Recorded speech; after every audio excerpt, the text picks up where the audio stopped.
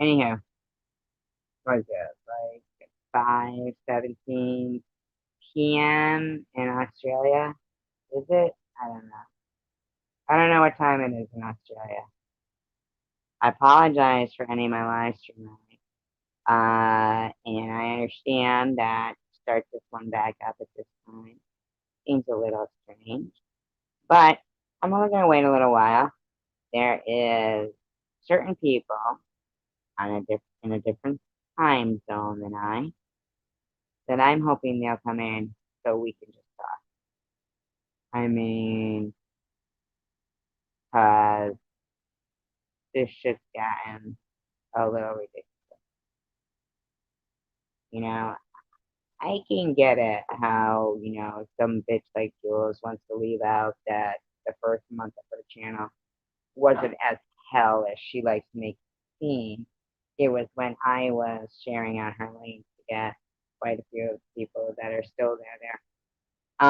But this goes deeper than that because I was friends with Spaceman for quite a while as well. Not quite as long as I am with A, but pretty close. Pretty damn close. Pretty damn close. And A, the things that you're saying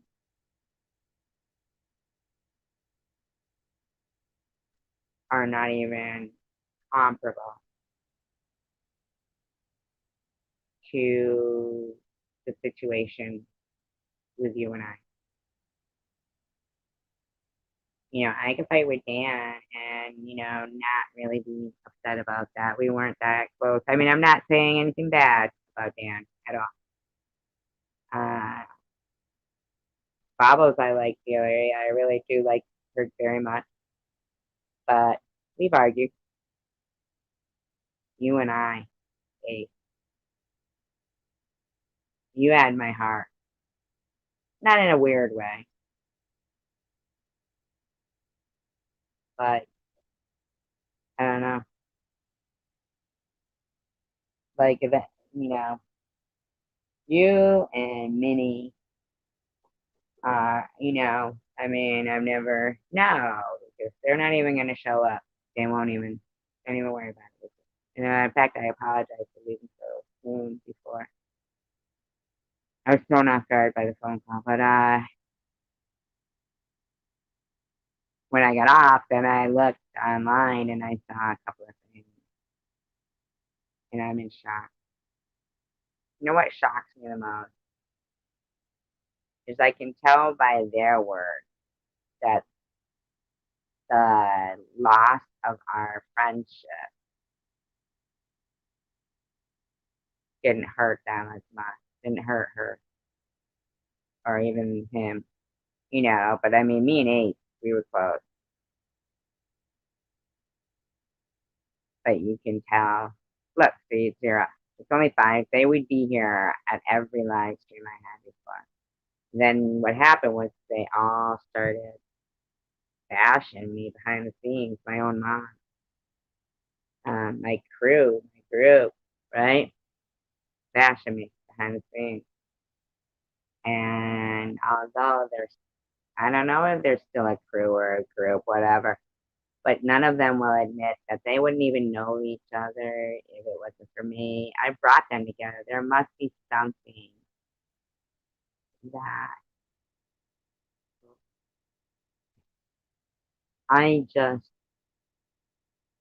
can't believe that rather than show up like they used to and just talk to me directly, that Ace would rather write messages to strangers that she doesn't even know if I'll see myself. Long paragraph with no mention of what I thought our friendship. I kind of feel like maybe she didn't mean it, like all those years. Maybe we weren't as close as I thought we were. We've talked on the phone and shit.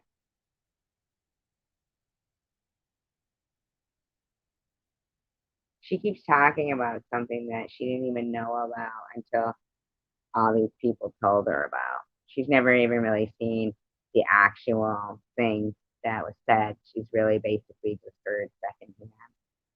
She doesn't even really, she couldn't word for word tell you exactly what she thinks I said.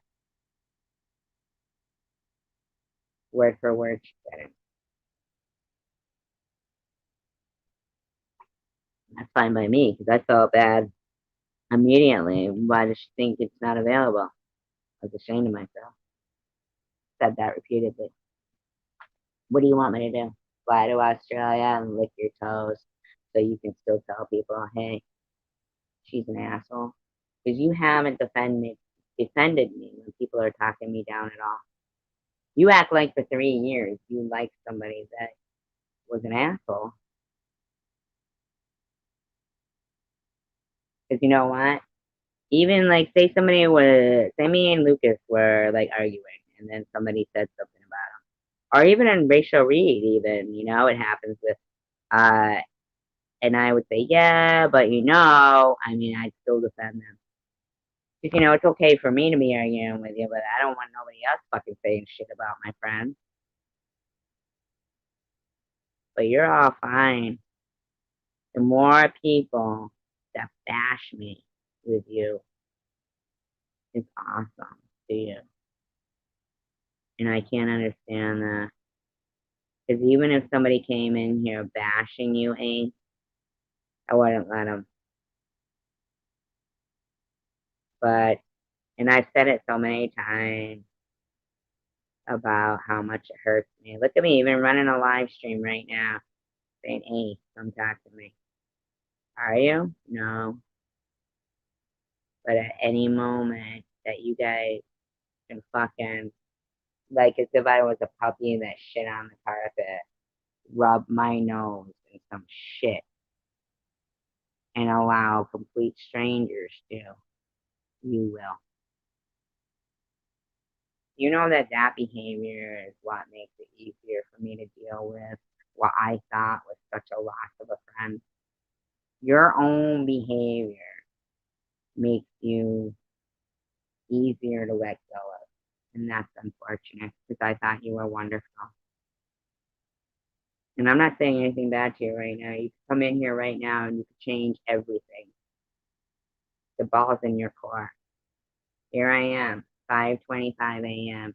I know it's a different time for you in Australia. Why won't you come talk to me instead of talking about me?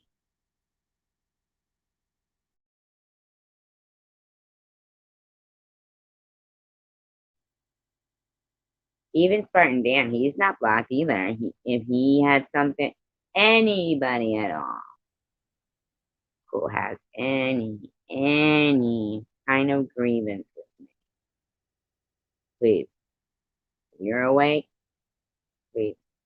There's very few people here. It won't be broadcast. We could even like take it down or make it private, whatever you want to do. Please, instead of talking about me, talk to me. How how hard of a request is that? Seriously. Lucas, are you still here? Because it says 0 and you shouldn't have left. If you left, I don't know why. Why would you leave me talking to nobody?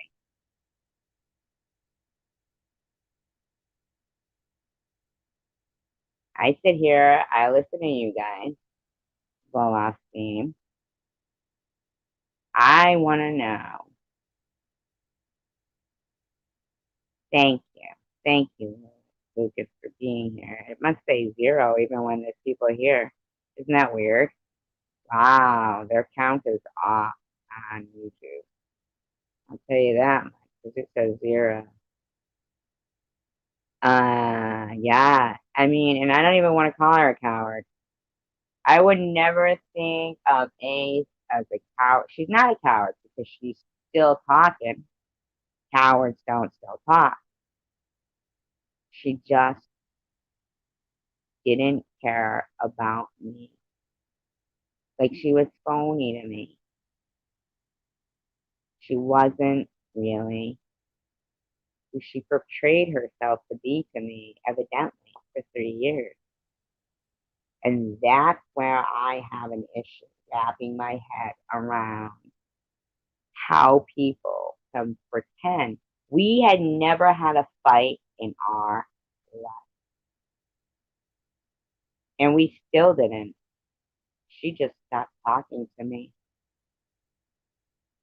She was a mod on my channel. All my mods walked off in the same night.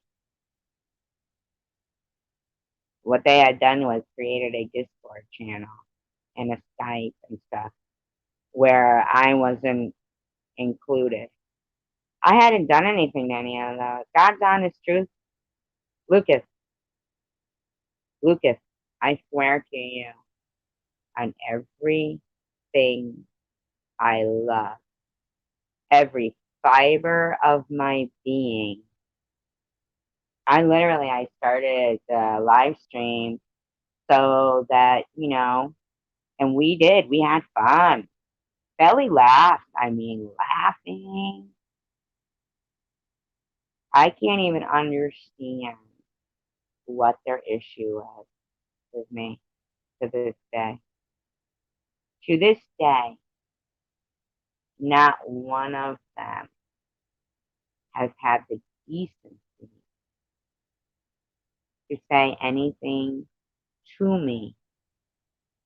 They all just say it about me. And I can't for the life of me.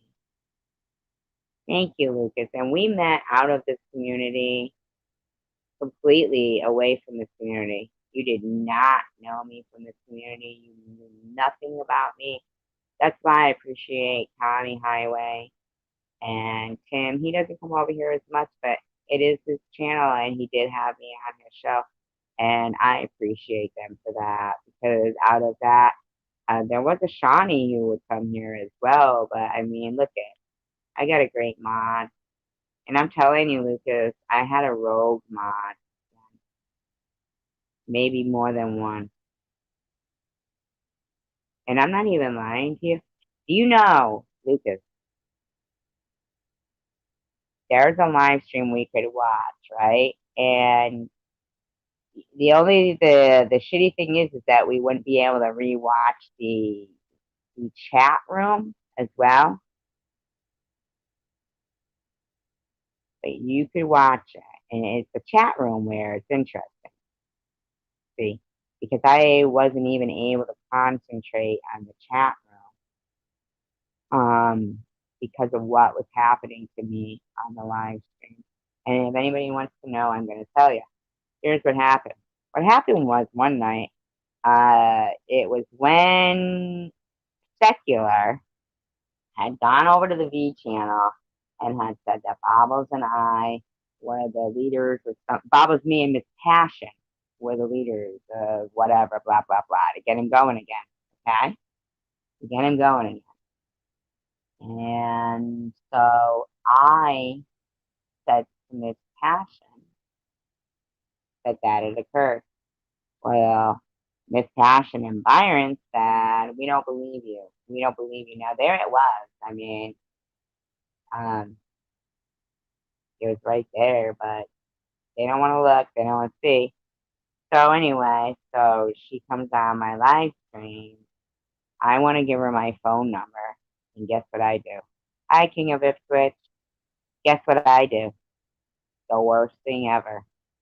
I doxed myself. Instead of putting my phone number in the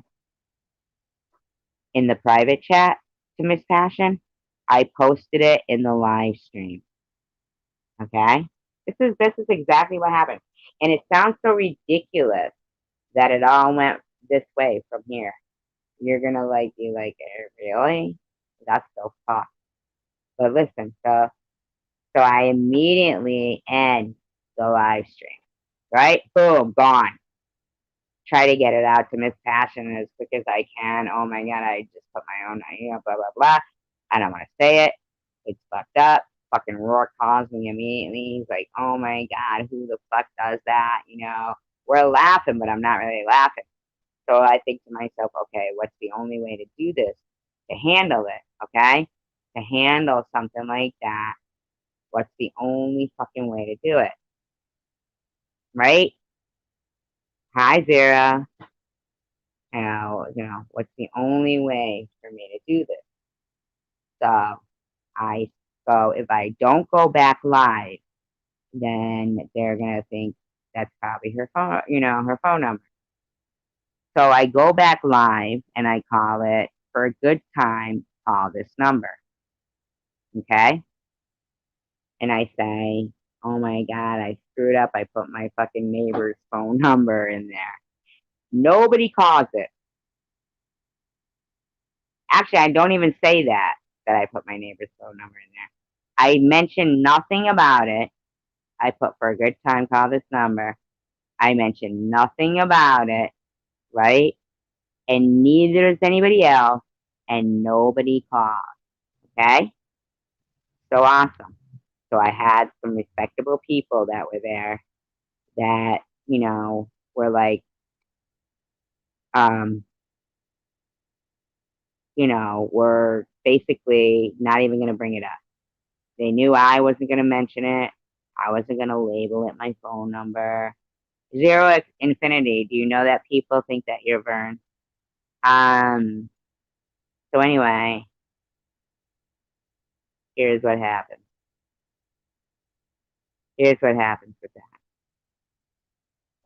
I'm going to assume it was Ollie because she's the fastest singers in the fucking West or whatever. Okay? In the North, Canada. That bitch will rip a video in less than a minute without the app downloaded to do that. So, someone takes my phone number. And I'm going to tell you right now, I feel like everybody was being pretty respectful. But it ends up on Bob's chat. Okay? So, Bobos comes over in this live stream on the Freaky Friday with Rachel Reed. They accuse Jose, but I really think that it was somebody who made a phone account of him. And because he's never been disrespectful. Never, never, ever has anything to me. Never. This whole live stream goes on. Is nobody here? Is nobody listening? Because I won't even continue with my story if nobody cares to hear it. I'm just going to say what happened.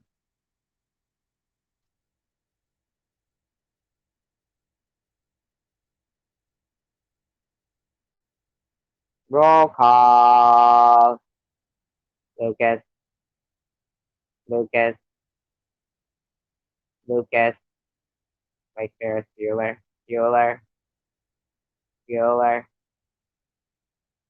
Roll call. Lucas. Lucas.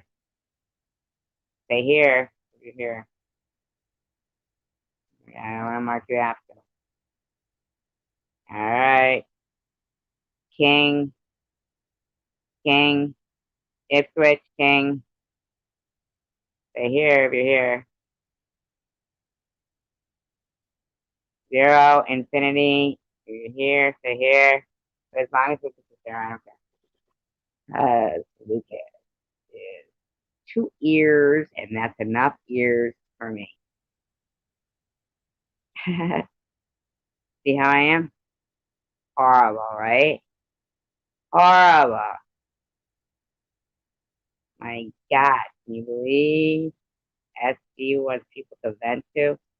So sick of her playing the victim. She's probably pissed that she has cancer, too. Cancer card victim, bitch. I mean, can you believe that people like actually use that as a complaint against people? Gee, you're fucking healthy, you fucking cunt. Why don't you be fucking grateful for it and have a little empathy?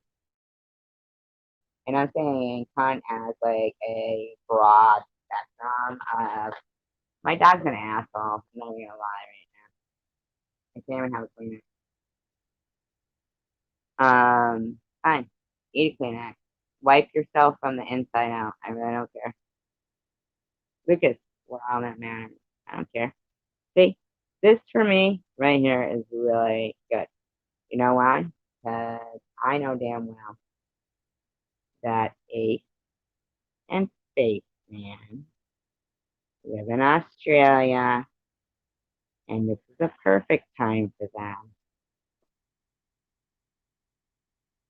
So if you wanted to do anything, and not to mention, God forbid, I do sometimes have 10-hour live streams. I mean, I feel like that gives plenty of opportunity. So if you really, really wanted any kind of, you know, like coming together on this, like, fixing it, you'd be here. You don't think of me and miss me as a friend at all. And that's the bottom line. Because if you did, you try to save a friendship of 3 years where we've never argued. So I am, inclined to believe that I'm not wrong, that who you are today is who you always were. Or at least if something has occurred that has changed you into someone that would rather talk smack about me to strangers as opposed to saying and refusing to believe that you have a bad, you know, judgment of people, evidently you must pick your friends badly if you would spend 3 years being friends with a bitch like me. I mean, seriously, are you gonna give yourself that? Like, you're like undermining your own choice of a friend. You're just making yourself look silly. Why would you want to think that for 3 years? Somebody who's sitting here right now saying, hey, talk to me, please, is the fucking devil that you should just talk behind their back. And then you know what? And the only reason why I'm saying this shit is because I'm in shock and hurt. I'm not mad at you. I'm mad at myself. Unless something happened to you that made you become angry and not the person that I have known for the last 3 years. I want you to know that if that's the case, if something happened that made you angry, I'm always here. I'm all here for you. Hey.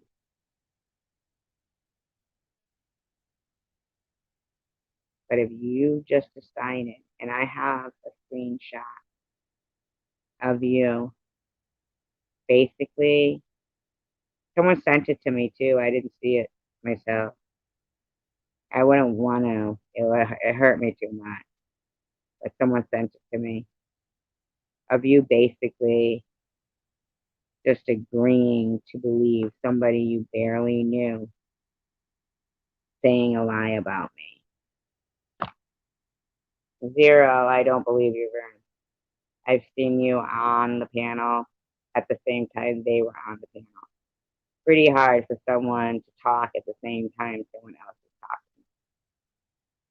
And he was saying he's doing this, and you're going, whoa, whoa, whoa, well, what are you doing?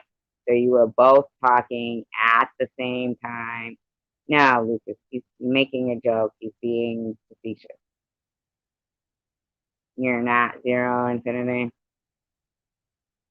Well, then who are you? I don't even know. Why you wouldn't want to be zero infinity, who was very pleasant here last night, and why you'd want to say anything to make us second guess that is beyond me. Now, you could come back now and say, no, no, I was only kidding. I'm zero infinity. And we're going to give you that one time. That one time. Oh, your other got banned. But are you really zero infinity? Because, we people here are no joke. You know, we have some really rocking conversations. We're good people.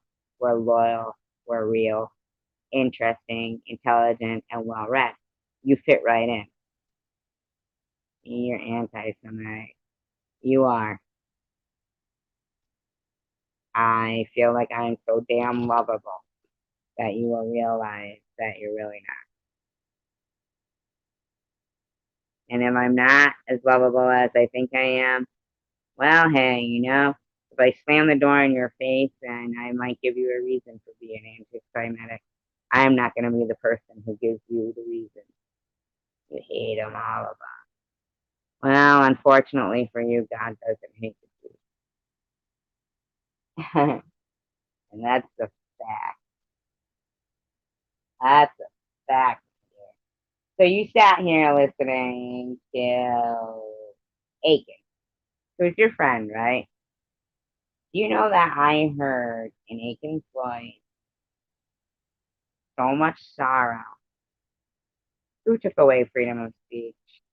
Nobody has taken away freedom of speech, Zero. Stop it. That's why you are saying what you're saying right now and can't. Because what they did with freedom of speech is this. They made it a catch 22. That hate speech is supposed to appear as freedom of speech. So what Hitler did and anti-Semitic did was allow propaganda and hate speech. And they put us in a catch 22 about a clear line in between hate speech and freedom of speech. Whatever, Zero. If you want to act like a fucking fool, you can. That's your prerogative. You want to be stupid, be stupid. You give a fuck. You want to offend somebody who's been nothing but nice to you because I'm Jewish? Fucking justify that. Keep saying over and over it's because she's Jewish. It's because she's Jewish. Say it as many times as you can, and by the end of the day, I guarantee you, you're gonna think to yourself, I sound like a fucking idiot. I'm a fucking adult here. This woman was nice to me, even though I was actually previously a dick to her, but she was still welcoming and nice to me, and I'm still pushing the envelope, thinking that eventually she's not gonna say, fuck off. But you know what? I don't give a shit. Keep talking, you know? Better to be thought a fool than to open your mouth and remove all doubt. I'm after your freedom of speech being taken away. It was in defense of you that I actually timed out Ben last night. So you might want to check yourself. It was because of your whiny little bitch, thin skinned ass complaining about Ben last night that I timed out my friend. So you might want to remember details correctly. For you, Mr. Whiny little bitch ass, thin skinned little whitey boy. So fucking China like you're almost transparent. I was having this Jew had to protect you because you were offended. Let's get it straight. Pick your battles wisely.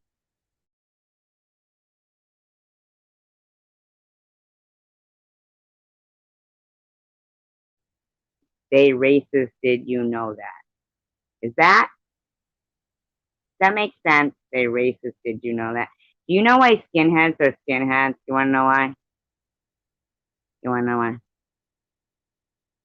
They shave their heads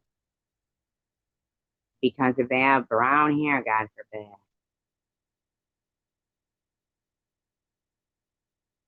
you know, you want to know why you're circumcised, Zero? Are you? I hope so. If not, that would explain a lot of your anger. That would explain why a lot of your anger. You know what? I think you're just firing me up, but I don't mind because I'm in an angry mood. So actually, I appreciate you giving me an outlet for my anger. So let's go. Let's do it. All right. Are you circumcised? For your sake, I hope so. That you're not circumcised. You're not circumcised. That's gross. I agree. And there you have it, folks. Elephant trunk has spoken.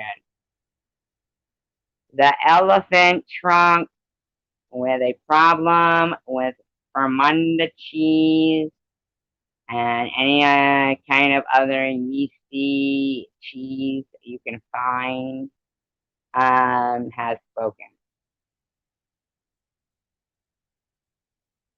There you have it. This guy fucking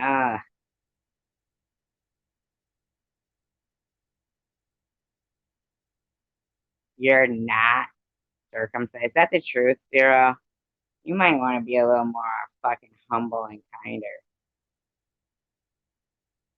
That's fucking ugh, that's puke worthy.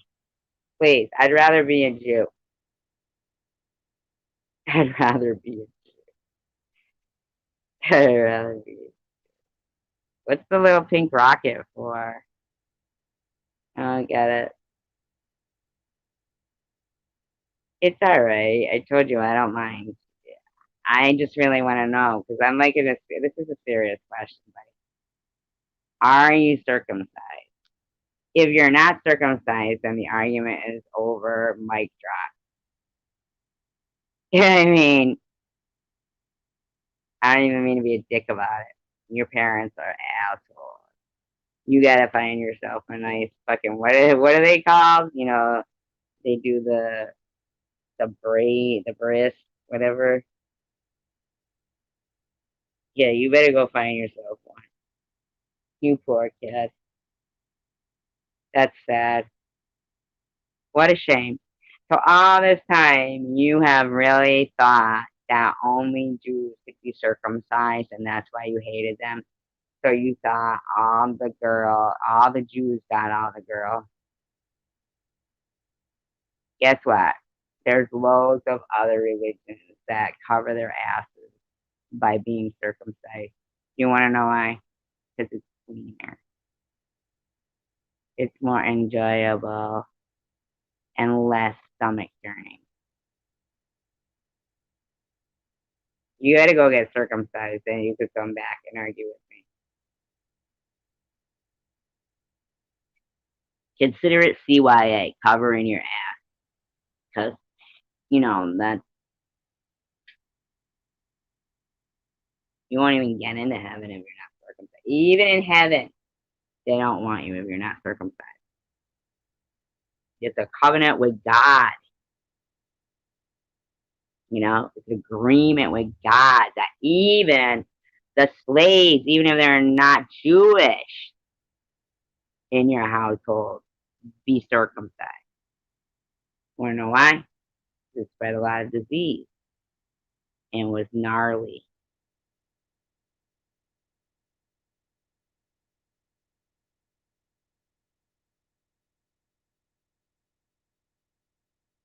Because it's gnarly. It's gross. I want you to know this, okay? In another way. I'm going to give it to you, not in a religious sense. Not in a religious sense. You suck a dick that's not circumcised, and you suck a dick that is, you know the difference. There's a texture to the skin, to that foreskin that they cut off. There's a texture. It's a texture. Put all the religious reasons away, aside. Put the religious reasons aside. Then you've had bad sex. You're bitter. You're bitter, honey. You are pent up anger. Lucas, how would you advise this man? What would your advice be? As a woman, oh, thank you. Thank you. I appreciate that. You came in. Okay. That came in. Very good point. Okay. Point taken. Thank you. I appreciate that, sir. Because all religious reasons aside, I'm not going to lie to you. As a woman, or whatever, like, I feel, whatever. The texture of it is so gross. I can't explain it to you. It actually feels like what you would think elephant skin might feel like. That's how rough it is.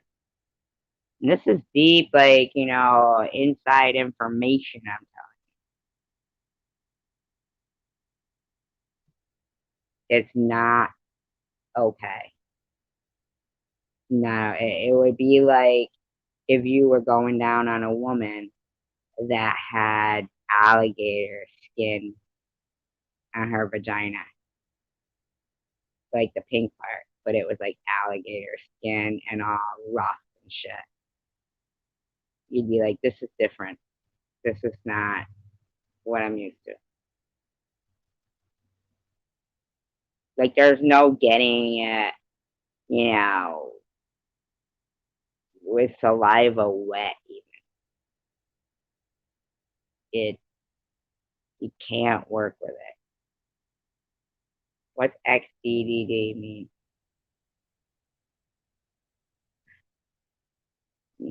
With the wrong man? I don't understand what you mean.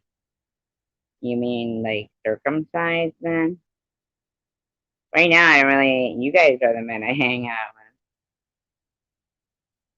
You know who they are. They may be also Jewish. What are you, like a fucking troll tonight, but normal last night? Can't have it both ways, motherfucker.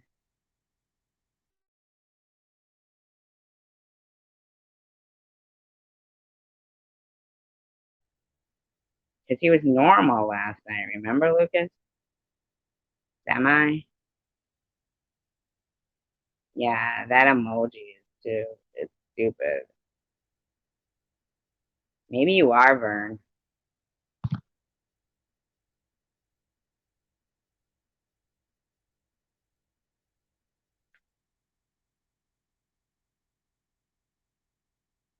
Time out. I'm not. I'm not in that mood.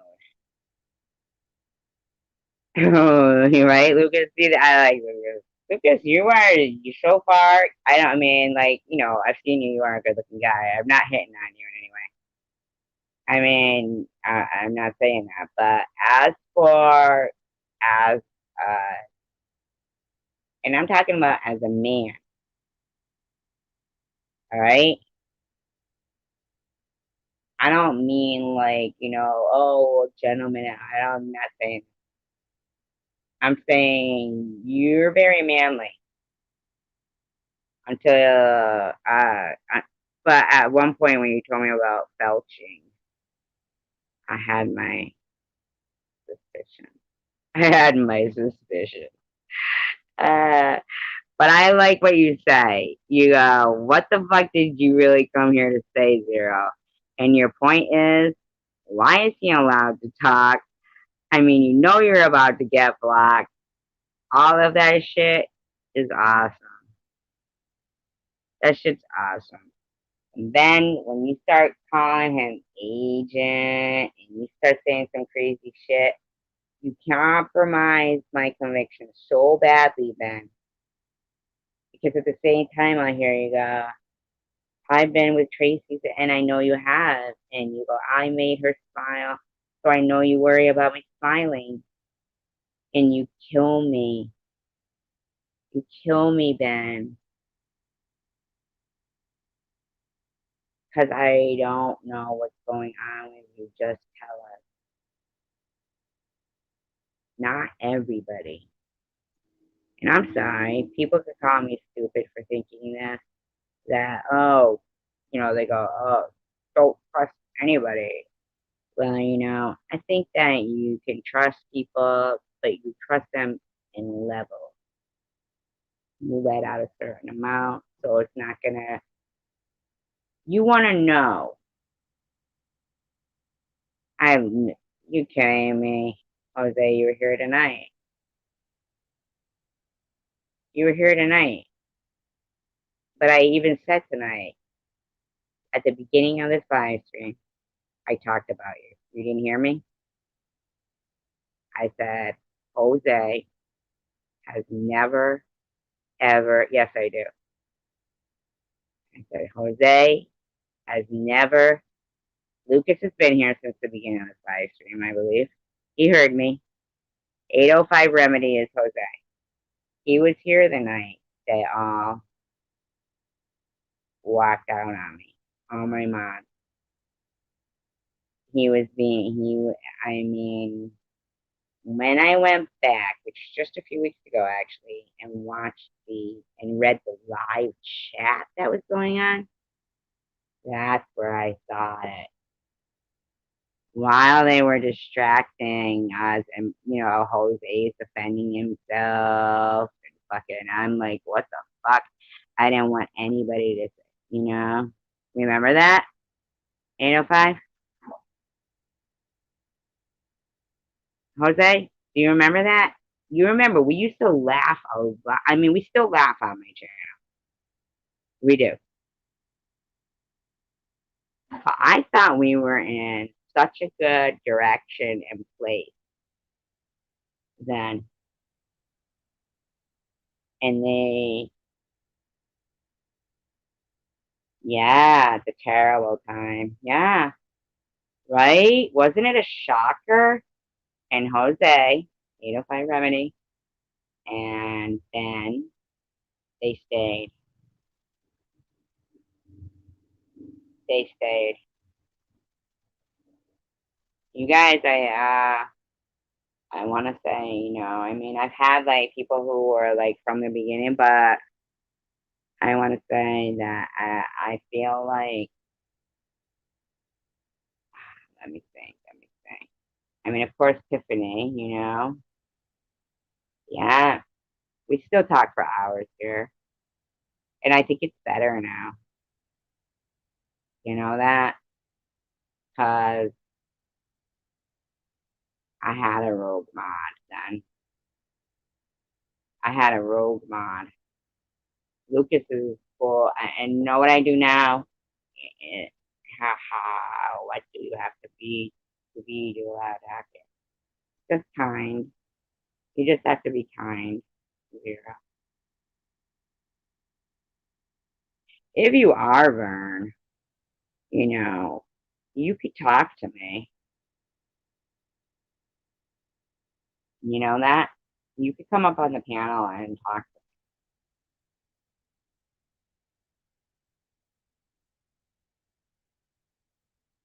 You know, I don't think you're burned, but you're acting a little different from the zero infinity that was here last night. But if you are Vern and you feel like you aren't welcome here, you're welcome as long as you want to be welcome. Everybody knows what it takes to be welcome. You know, it's simple. It's be kind. You don't even have to have the same like opinions or anything here. Like people we talk about yeah, but you were never really an asshole. Lucas is very nice. I met him out with this community. You know we're not racist, dummy. 805 Remedy is Mexican. I'm not against freedom of speech. If I was, I would have blocked you instead of timing you out. Didn't you just say you were anti-Semite?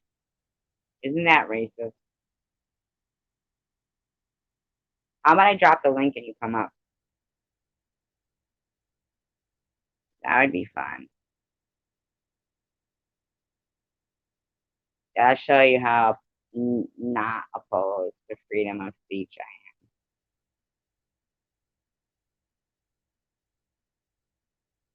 am. And you could prove that you're not Vern.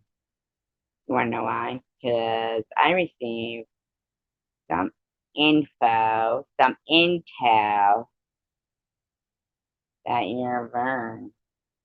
Now, I tend not to believe it, but I don't think that it's not beyond belief that a zero infinity that doesn't want to come up on the panel, which would be contradictory to the zero infinity from last night that came up on the panel twice and still had stuff to say when I ended the live stream.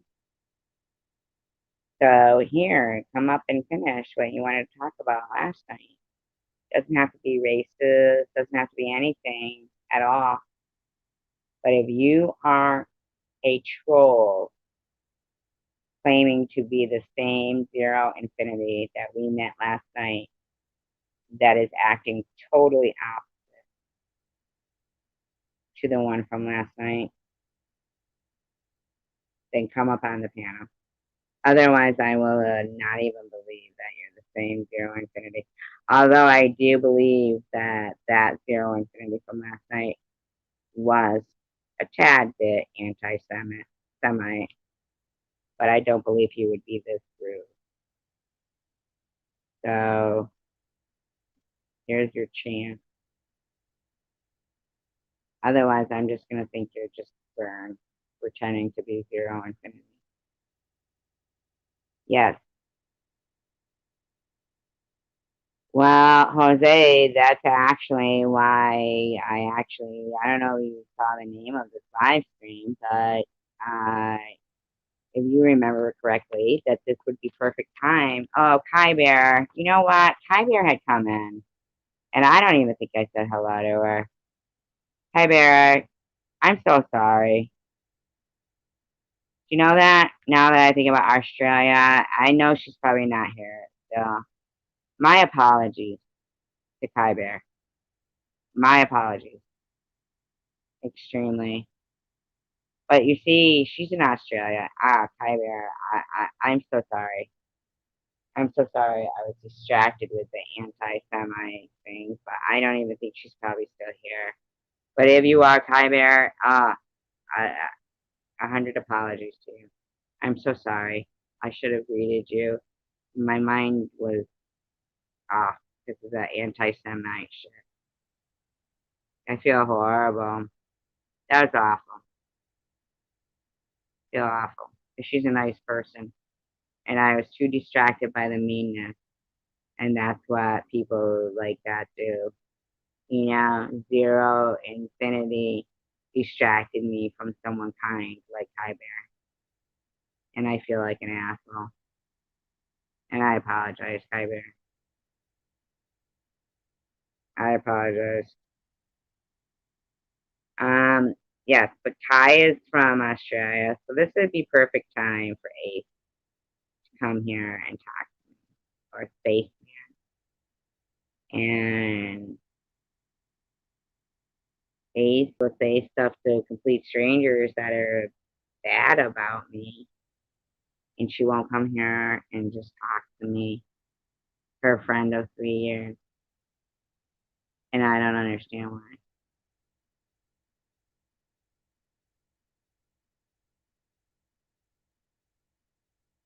It's D. I'm in the shower. I'm rub-a-dub-dubbing in the tub. I've got a mariachi band. I. I love that sea. Ah, la la la la la la la la la. You know I love you. I love it. I do. I love Jose.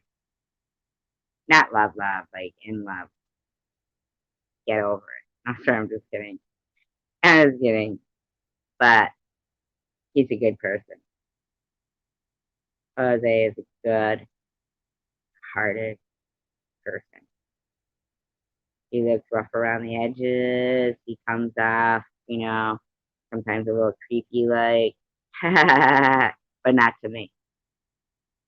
'Cause, I he he passed on it, not through it, passed it, and I want to say through it, like as if I'm like Superman, but he's been a good friend to me, so that's all I have to say. You know, he's been a good friend to me. Never done anything rotten to me. I've never seen him anywhere like bashing me. He's always been real about his life experiences. Just a good person. Good person. And that's my issue, like with people when I like do a live stream like this, right? And hope beyond hope that Ace would stop in here. No, I know you wouldn't, Jose. I never even think you would. Never ever. I've been mad at you before, but then, I mean, you saw what happened. They were blaming you. Then when I blamed you, I was wrong. Why was I blaming you? I was a racist. I was this. I was that. You saw what happened. Then Izzy, sorry, I'm not even meaning to mention that. This person says, "Oh, I'm sorry. You never said racist." By that point, they had by accident. Oops, oops. You know how many times I saw that in my live stream that night? Oops, I think I blocked them. Oops, oh my god, with the wrenches. Oops, oh my god, I'm so sorry. I saw it from 3 or 4 of my mods, but I couldn't keep my attention on the live chat because on the panel, they're blaming Jose. And I'm trying to say, it wasn't my number. It wasn't my number because I didn't want to ever address it again. Nobody was saying anything. It had been days. I didn't want it brought up. And I'm like trying in the private chat to say, look, you guys, I don't want people to know that it was my number. I was saying it was my neighbor. And in the meantime, in the live stream, in the chat, they were fucking blocking people by accident. People were coming in.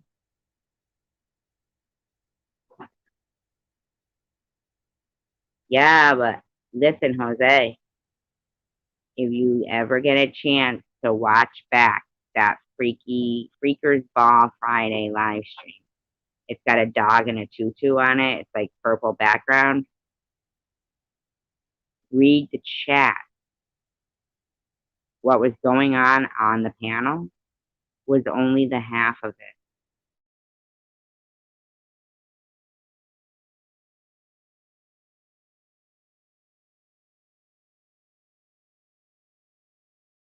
Wasn't even there for that. Rourke wasn't in the live stream. You can watch them all, including a come and go. I didn't see it.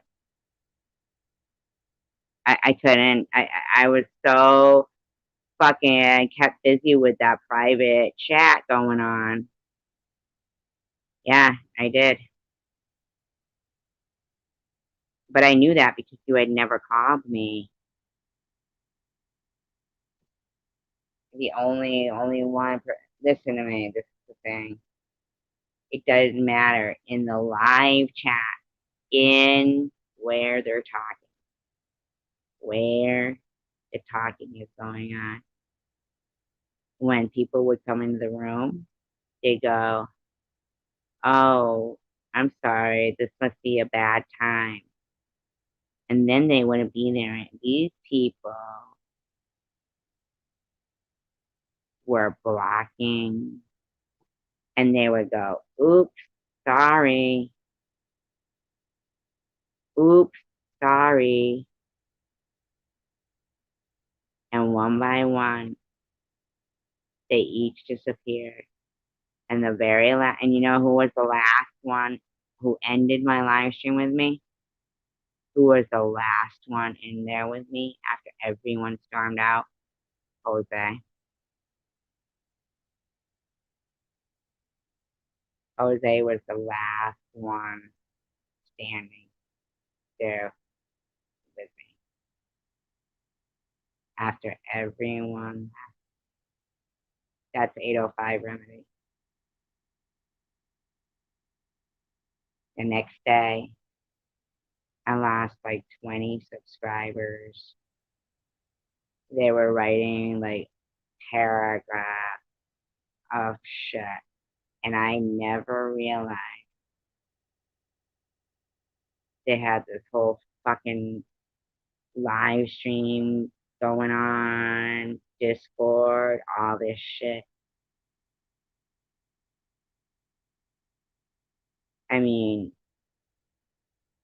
Jose, you remember the night that somebody was blocking and deleting everybody in my live stream?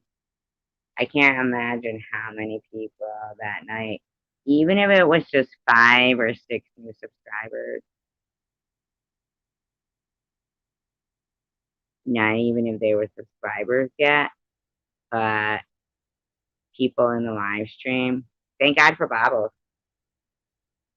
Bobbles is the one that night who said, "I've never seen anything like this. Do you see what's going on in your live stream in the chat?" And I couldn't see it. She said every person is being blocked and deleted. That person said they fell asleep on their phone. They were wide awake. I mean, come on now. How are you picking out what selection you're going to do? I mean, I've never heard of that in my life. Just like Baba said that night, I've never seen anything like that. Yeah, but they were your own thing. I'm saying, Jose, it got to that live stream. If we rewatched it, which we could, I could replay the live stream, and we could have a live stream watching it. The only thing is you can't see the live chat, and that's where you see it.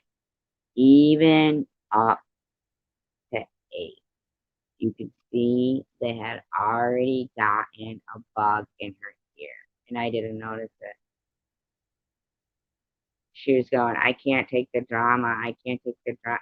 And I'm up there like, I didn't even know what was going on, man. I didn't want the whole phone number thing talked about. I didn't want anything. I thought it was going to be fun. And I remember Adair was in there, and he says, used to like the laughing and the joking and all that stuff in a live stream. I was sitting there like in shock. The next day, the amount of subscribers I lost was unreal. Yeah, they weeded themselves out, Jose. That's what I think. They weeded themselves out.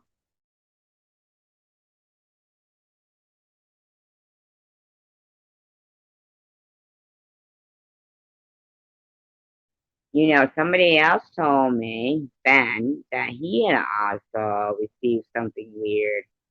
Something about the same person that you had kind of. Remember when I showed you that email saying that you were emailing them, but you weren't? Ben said he also was told something about their roommate or their housemate. I feel like these fuckers were making a real aggressive campaign to harass people big time. They literally thought that I was gonna be like, oh, I'll get off YouTube. I'll get off YouTube. I can't have these people, harassing me like this. I'll get off YouTube. They really thought that I would do that.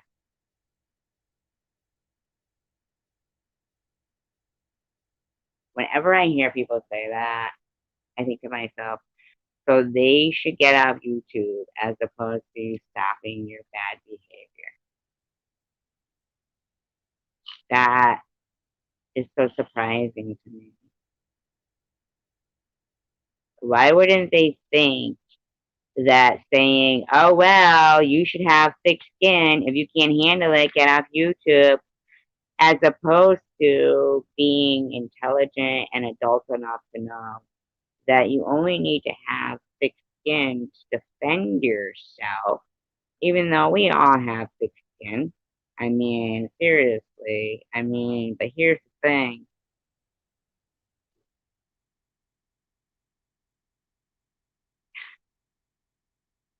Why, as an intelligent adult, would they think the adult response is to say, oh, well, if you can't take, all right, it's okay, Jose, don't worry. If they can't take abuse, then get off something that is offered to the entire world because we can't control our bad behavior. To me, that sounds like a confession. That's a confession from people that can't control their bad behavior.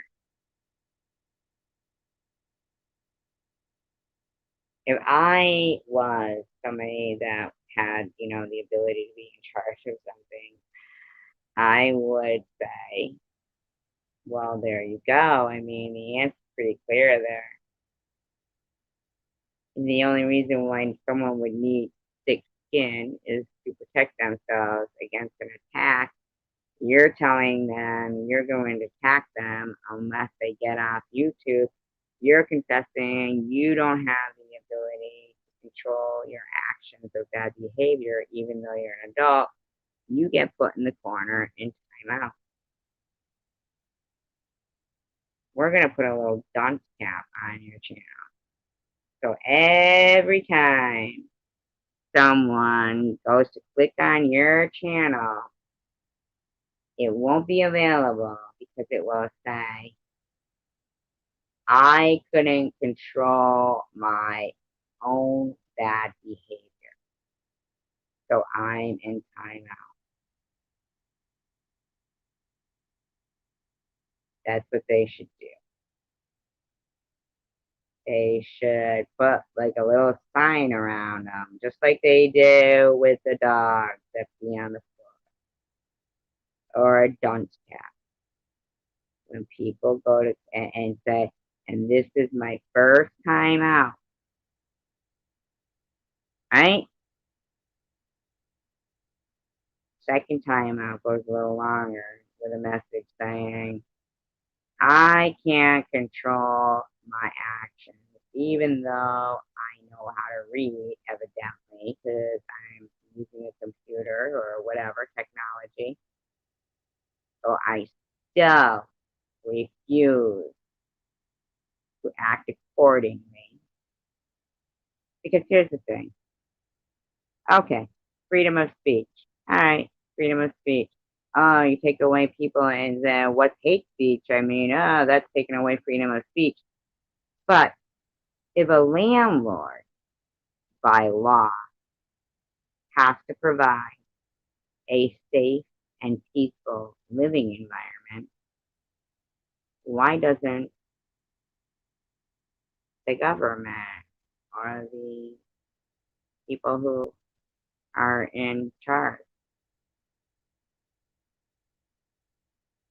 why don't they have to provide a safe and peaceful environment?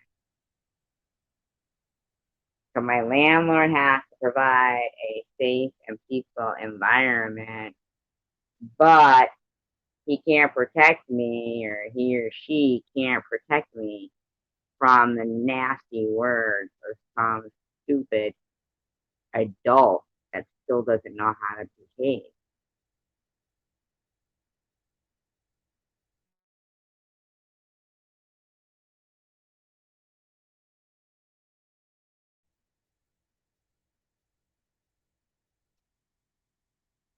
You know, I don't get it. Doesn't that mean that it's all in vain? You know, why doesn't everybody have to be accountable for providing and responsible? We pay taxes and excise tax for, decent roads to live on. I pay taxes for what I would hope respectful children go to school with other respectful children.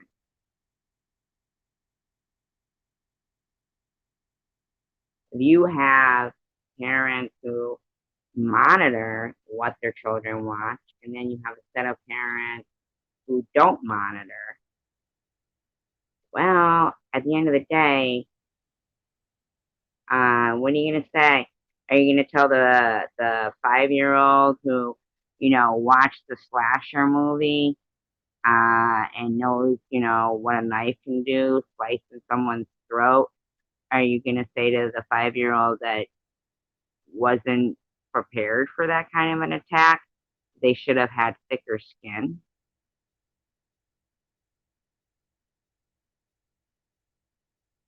Is that what you're gonna do? In a society that tonight I learned for the first time that they sell a sex toy called the torso.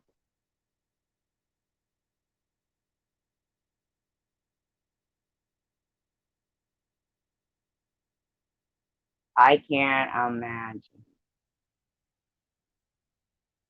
what kind of a human being. And this is in no way, shape, or form directed towards the person that I learned about it from. They're more, up on these things. I appreciate them. They tell me, open my eyes to these things. Who said I want to fuck its torso? I mean, they didn't. The person who told me. I'm just wondering why they need. Even a strap on is strapped on to a full body. Sure, vibrator, but it's kind of the same as masturbation, okay? But it's not a sport to me. That represents something a serial killer would do.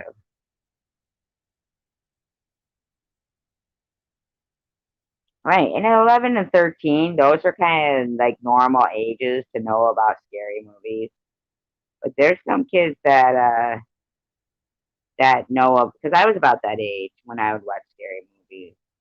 But there's some little kids that stay, unattended with phones and the internet, and God knows, you know.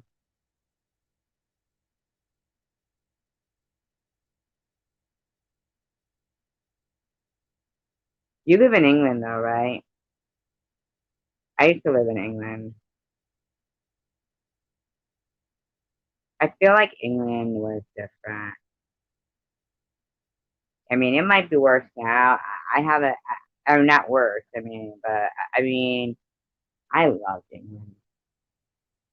I loved. That was some of the best times of my life.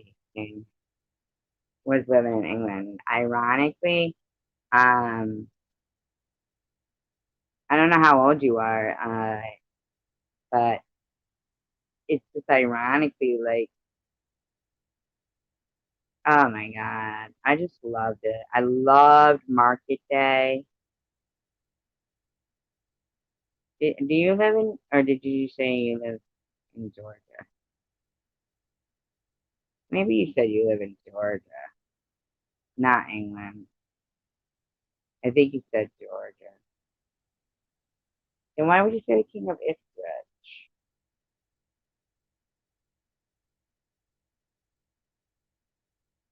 I loved England. England was different. Like you would go visiting with people and you would have a cuppa or have a brew, which was a tea. It's tea, you know? Like drink a tea, cup of tea.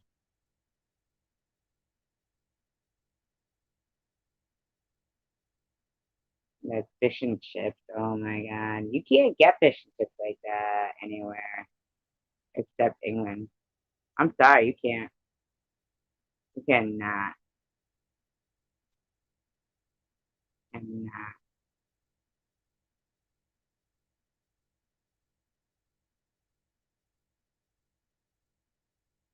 I think you said Georgia, I feel like. I don't know when they would say the king of Ipswich. I read about Ipswich the other night. I don't know, you were here living. It was like how they bury them or something. I like Massachusetts. Have you ever built a snowman, Lucas? What part of Maine did you live in?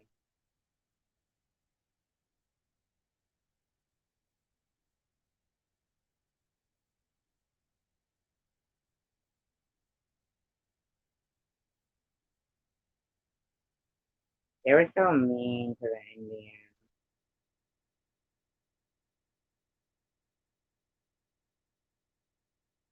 I feel like the Indians were Jews. Do you know that when they're spelling crossbones, I think it has something to do with pirates? Did you know that?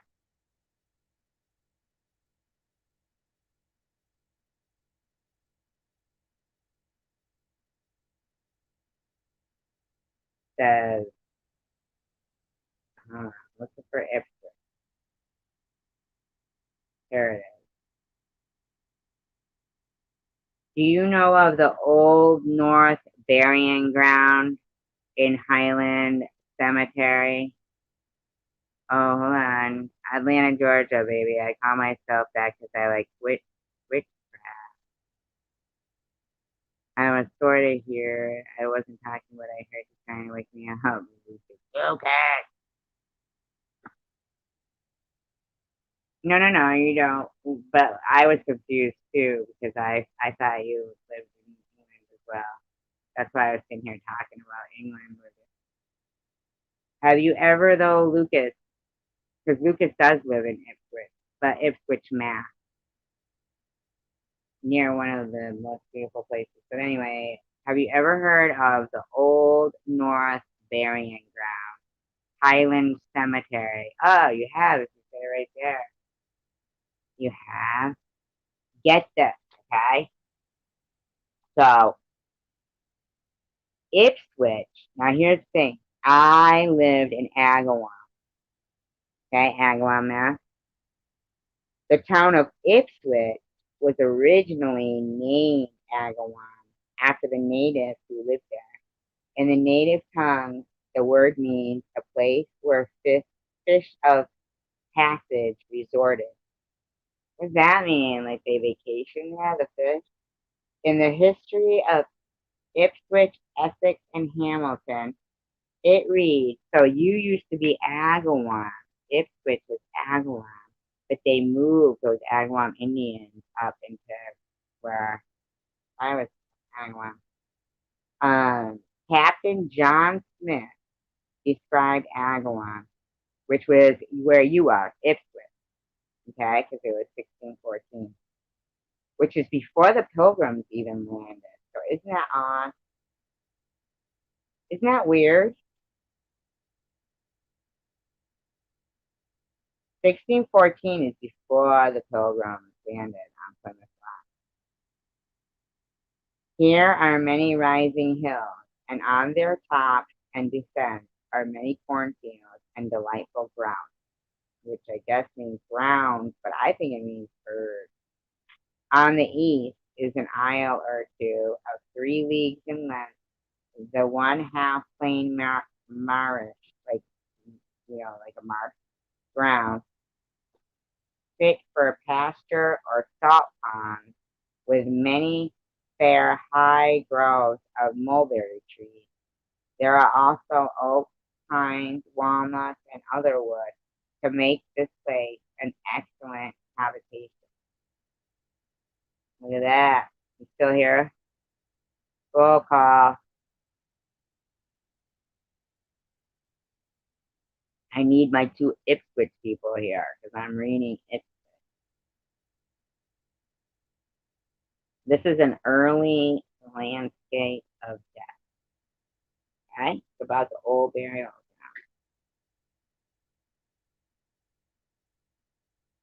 The town was settled in March 1633 by John Winthrop Jr.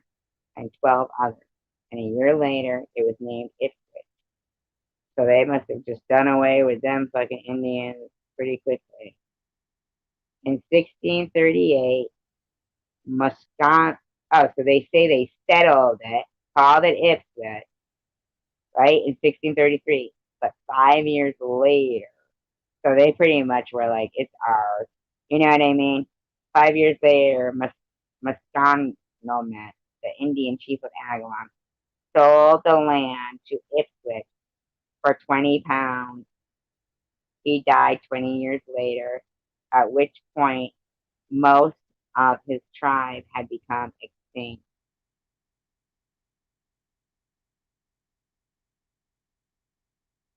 I don't know, but I think it's weird that you both are like out of all the places you guys could be, right? Lucas lives in Ipswich, and you call yourself the king of Ipswich. Isn't that crazy? What fate is that, right? Isn't that crazy? So, like, king of Ipswich, you said that you have some relatives up that way, right? Um, you say, and I have family that live in Massachusetts. So what I'm saying is that what I'm talking about right now, right? Which I happen to have this book that's right here. And so all three of us have this interest. But yeah, you're in Georgia. I'm right. You know what I mean? Hi, Random.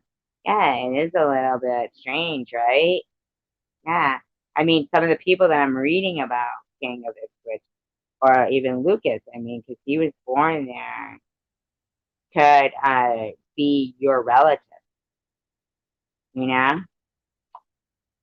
All right, so he died. The Indian chief of Agawam sold the land to Ipswich for 20 pounds. Now look at how they like mince their words, right? They go, the town was settled in March 1633. They said it was originally named Agawam, right? They say the town was settled in March 1633, and a year later it was named Ipswich. That would mean so in 1634 they named it Ipswich. And then they go in 1638, Muscanamat, the Indian chief of Agawam, sold the land to Ipswich for 20 pounds. Okay, so basically, they had already settled the land.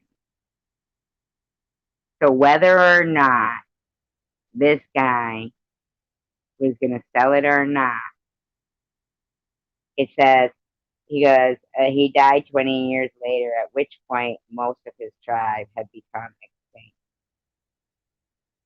So they were just killing off his tribe and settling that land to where he finally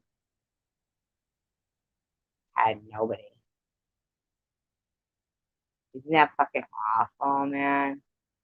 They had already named the town. And these people who write this book think we're fucking stupid. Oh, really? See, I wondered about that when King of Ipswich mentioned witchcraft. I wondered how close Salem was to Ipswich. Really? I didn't know that. I didn't know that. Uh, so it says the first people interred in the burial ground were the wife and child of John Winthrop Jr. There are a few colonial court judges, including Colonel Samuel Appleton, who died on October 30th, 1725. His grave. Have you ever been here, Lucas? Have you ever been to this burial ground?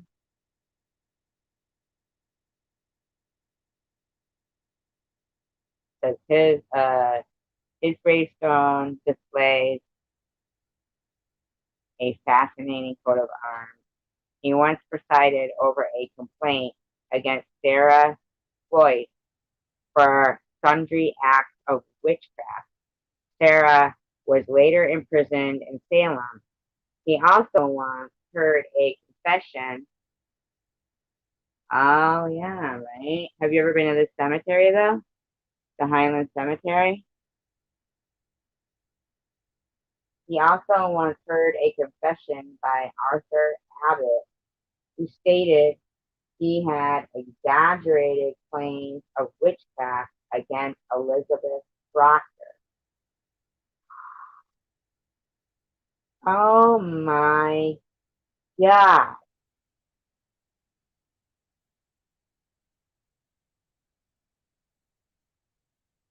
Isn't that horrible?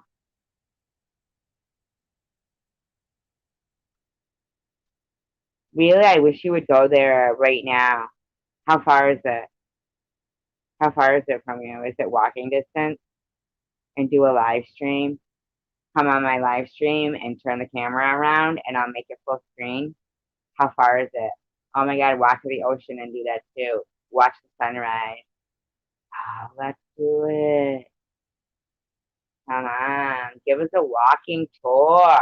I'll just expand the screen. You just turn your camera around. Oh my God, that's awesome. I can't believe that this guy, 15 minutes, that's it? You did?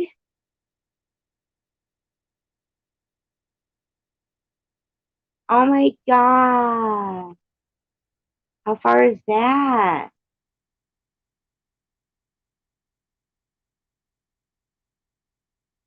No, no, no, but we're saying King of Ipswich.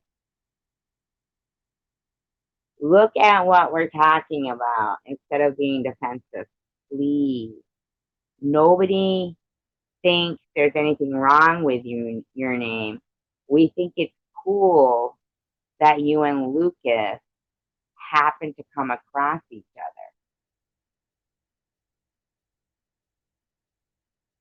It's a good thing, not a bad thing. You don't have to be on the defense. We think it's cool, you know? It's it's like ironic and fate that yeah, random person. That would be cool. Wouldn't that be cool, King of Ipswich? Like a walking tour of Ipswich? Obviously, you must like Ipswich, right? King of Ipswich?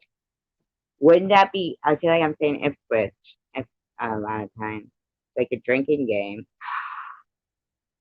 We could do that with all my live streams after the fact. Pick what word I use the most and do a shot every time I say a certain word. Well, you don't have to do a shot. I mean, whatever. You can drink water. Uh, so get this though. If anybody has the opportunity to do this for me right now, okay? To look up, I want to know what happened to Arthur Abbott, okay, of Salem. Please do it. Oh my God, that's so. Oh, Lucas, if you do that right now, oh my God, I would love you forever. That would be the bomb. Sunrise over the ocean, and then cemetery tour. We'll be right here with you. I'll change the fucking. I can't change the live stream name, but I don't care. Everybody share it out. Sunrise over the ocean, which has been called one of the best oceans in the U.S. Paradise, they refer to it as a paradise. Okay?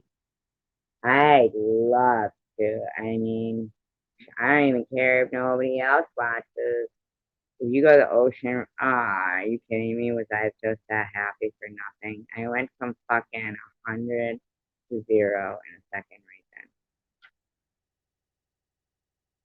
That's unbelievable.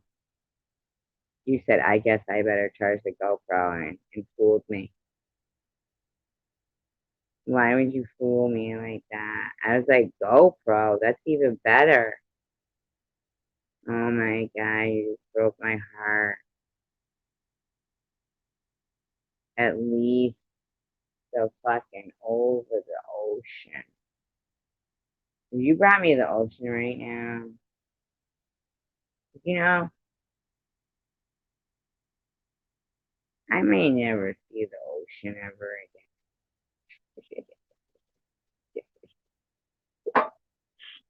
Now, this is a time that anybody may say that I'm going to pull the cancer card. Ha ha ha. I'm pulling the cancer card. What if I never see the ocean again? What if you're the closest thing I ever get to hearing the ocean live again?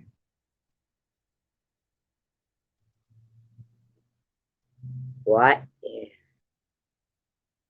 you know? Well,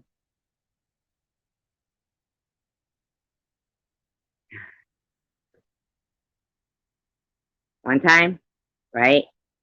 I met my friend at the Cape. We stayed friends for a very long time, but then he kind of got weird on me. But I mean, for years we stayed friends. But this is funny. We were at, he lived at the Cape, And it wasn't like as a date. We knew already that we were like just pretty much basically friends. But I was holding my hands out for my car keys, and he thought I meant like to hold his hand. And and I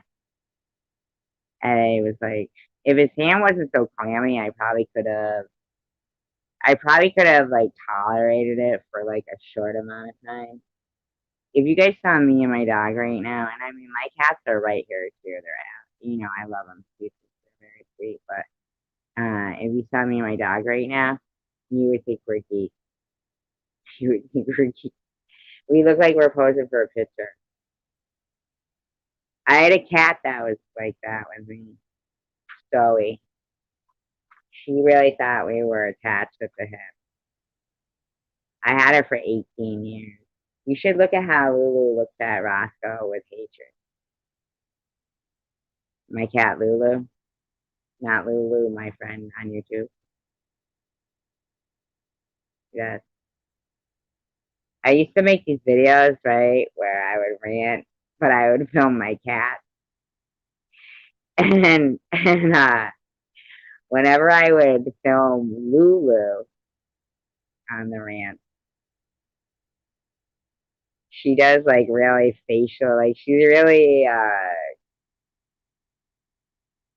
dramatic, you know what I mean? With her facial expressions as a cat, like she moves her ears and shit. And this is before I had Roscoe. Is it before I had Roscoe? No, maybe not. Probably not. Anyhow you look at it, Lulu was really like a dramatic, like a drama queen. So when I would be yelling, but I was yelling about some person, right? This person was driving me crazy, okay?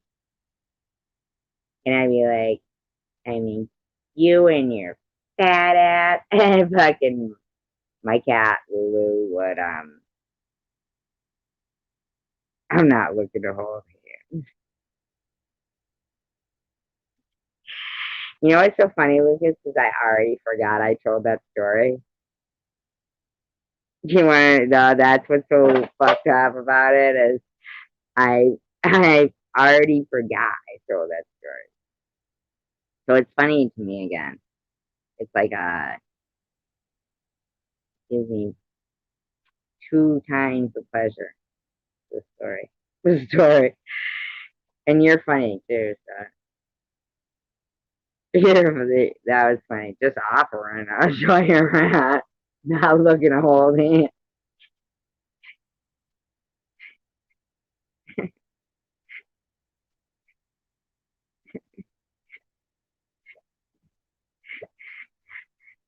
I'm sorry.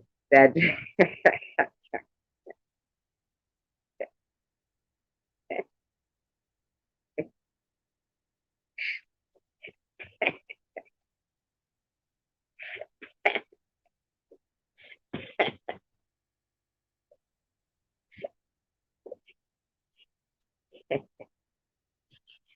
I'm sorry.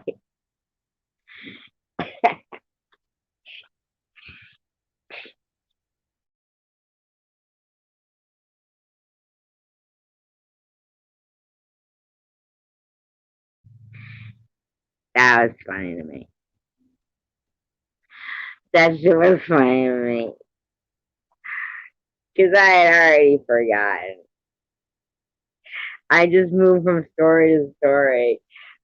But again, you know what? I'm probably one of the funnest people you would ever meet, Lucas. Honest to God, I'm not trying to put myself up there. I'm really not. But I'm really a fly by my seat, my pants. What is it? The seat of my pants, kind of. Yeah. It's like an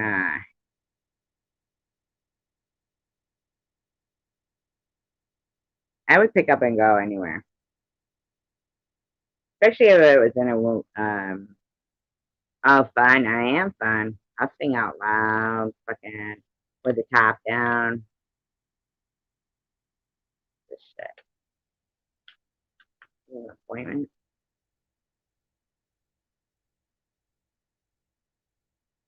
old one. What are you eating, you little bastard? Why the fuck would I come back? Come back where? There? To the ocean?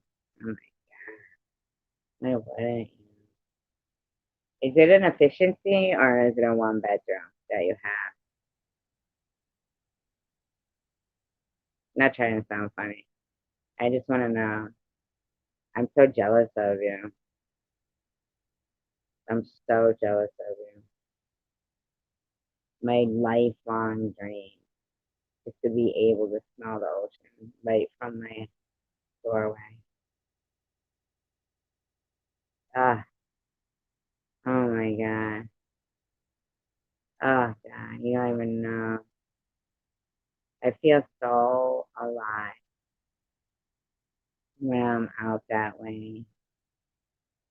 I'll ride my bike. Oh, thank you. I thought you meant back to your town. The studio here, 650 near the ocean. Oh, you can't fucking. I mean, like if you wanted to find a one bedroom, what would it be? Like what, 900? I mean, that's fucking nothing. 650 for all that. I mean, I don't know what it looks like, so I mean, but whatever. I get what you're saying. It's a studio, but I would be laying right on the beach, right, like I get it. It's raining now, so those days I would be, oh, awesome, it's raining. So I wouldn't feel guilty that I wasn't laying on the beach, right? I live that close. So rainy days would be awesome too. Plus, I don't really think I've ever really been to the ocean when it's raining or snowing. So that would be interesting to me. It would be especially interesting in the fall. I love the fall. I love the fall and I love the spring. And I love to sing out loud. And I love to dance anywhere. But not like anywhere like a school.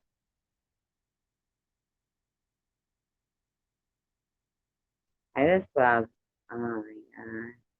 Like right now, there'd probably be like nobody there. What's the degrees there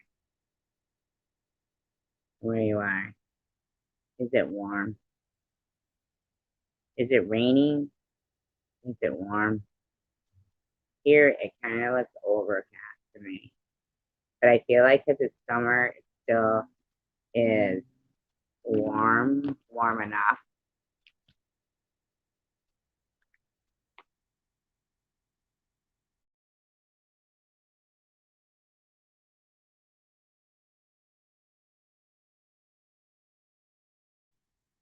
I've been to Salem for many times. I've been to Salem a lot. That story I was saying about that Arthur Abbott breaks my heart to hear that. Throughout history, we hear so much about, these people who were killed because they were accused of being witches. We don't hear about, that's why I wanted to know what happened to that guy after he fucking confessed that he had exaggerated the accusation of witchcraft against those, the proctors. The husband was hung, and the wife, yeah, she was released from jail, but at that point, all their property, everything was gone. Now she's a woman at that time who's what? What is she gonna do? What happened to her after that? If I had a second device, that's what I'd be looking up right now. I'd want to know after they release, you know, being interested in that shit. After they released Elizabeth Proctor in 1693, what happened to her. You want me to look it up? I have to go in and out. I won't be able to see like if you can see. I can look it up though. Hold on. I'll see first if it's like I'm sorry if am I boring you? I hope not. Hope I'm not boring anyone. Because they killed her husband. We all know that they auctioned the women off. I mean, seriously, they did. I don't know if you heard that one. John Proctor's wife. She, Elizabeth Proctor was convicted of witchcraft in Salem witch trial in 1692, and executed her was postponed because she was pregnant. In 1693, the new governor, Sir William Phips, freed 153 prisoners, including Elizabeth. I want to know when she died. I don't know if you guys can still hear me. So, was convicted. Okay, so then what? The widow Proctor remarried in 1699 to Daniel Richards. In 1703, she and her late husband, John Proctor, were granted a reversal of attainder. All right, what is that?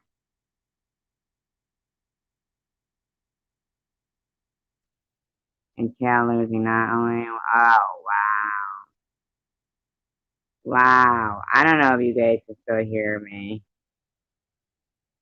All right, so what I'm going to have to do is save this because I want to.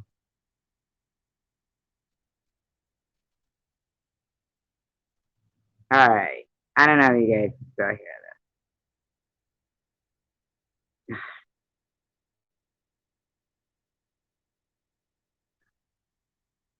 I have to go.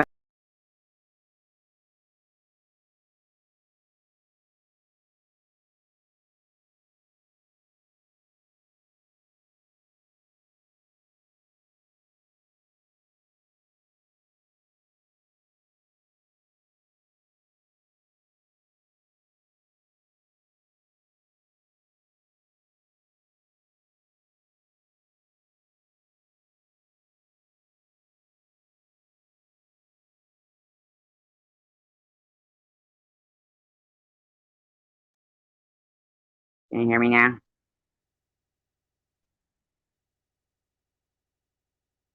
I'm in shock. So it definitely was that kind of shit back then when they were killing these witches, the Salem witch trials. An attainder was, yeah, until it's like somebody says they're here, listen, I'm not going to go out and then read it because then I have to go in and out. But what I'm saying is they basically wanted all of the money and the land and everything. So you couldn't even give it to your children.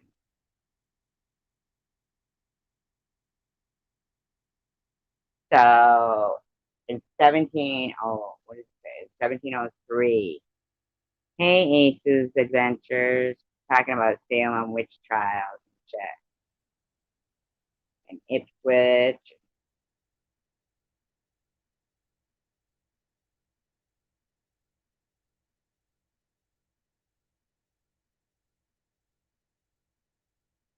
That it converted. Yeah, there's a word like what you were talking about last night. It's almost something I want to feel like a marionette, or something like that. That means like what you were saying about a dog, but it was kind of like, a Jewish person who pretended that they converted, but underneath they still kept the rituals. They felt, in actuality, they weren't really respected by either side, you know. But this attender, or whatever it's called, right, was basically took all their land and property and everything. Yeah, but there was another word for it. It was, I'm gonna feel like it was something that meant pigs or something. I'm gonna look it up. Hold on.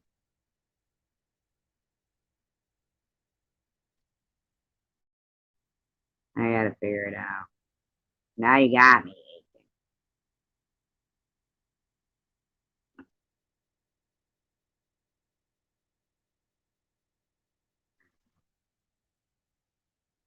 No, there was some kind of name. There's more anti-Semitic than I'd like to admit, Aiken. That. I'll drop my link right here. I'll drop my link. I don't think I'm gonna take a poop. But you know that, Aiken? It bothers me greatly that there is more. I mean, maybe not more, but there's a lot of anti-Semitic,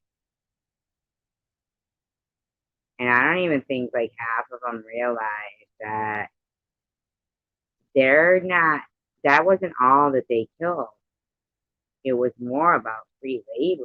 A lot of it. They were utilizing every piece of them.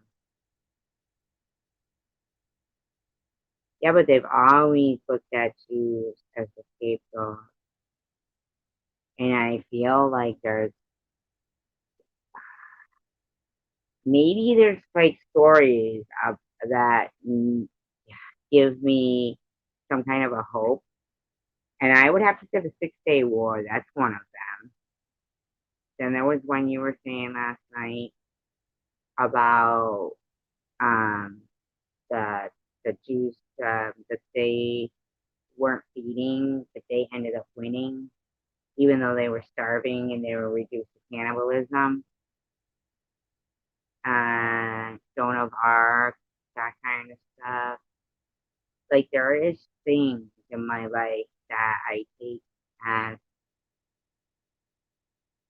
how I want to take them because I want something to believe in. But man, like Zero Infinity was here earlier. Were you here? Did you see?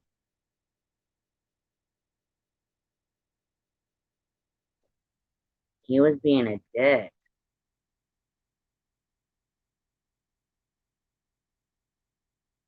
He was saying Jews took away our freedom of speech. And I feel like just him being able to say that kind of shit, because he said, I am anti-Semitic, not me. He said, me. And there was somebody else here earlier too. They were going, oh, and there's these Jewish bathhouses where the Jewish couples have sex in front of each other. I said, wait a minute. I go, no. No, no, no, no, no. No, no, no. And I'm not like, it's not like I'm, just, for one thing, but I'm just saying from what I know about Jewish people, um, I find it hard to believe. So the name of it was something like Bitch or something, Bitch something, okay, in Detroit, which turned out to be like a banya, which was a Banya, okay, something like that, I believe, or banya, I don't know, banya. Oh, all right, I'll take a screenshot of that so I know it. You could delete it if you want the screenshot your ow, my cat just whacked me in the head with his tail wicked hard. It hurt. Really hard, like my earring rang. So anyway, so as it turns out, Aiken, they weren't Jewish, they were Russian. It was more like a sex trafficking thing. Right? You were here, Lucas. Did it or didn't say when I read it, the description of it, it was Russian. He's talking Jewish people or have sex sharing. I mean, what the fuck is it? There are some complications to how things happen in history. No, I get that, but last night when you were reading, Aiken, when you were reading the part where you were talking about the numbers that were taken from that city during the murder, one murder brigade, I think you call them, right? Um, you sounded like you got choked up. And I like appreciated that. I appreciated you reading. I mean, you could read anything you want about anything. It doesn't even have to. I mean, you can read anytime you want. I love it. I love. I'm a big fan of reading.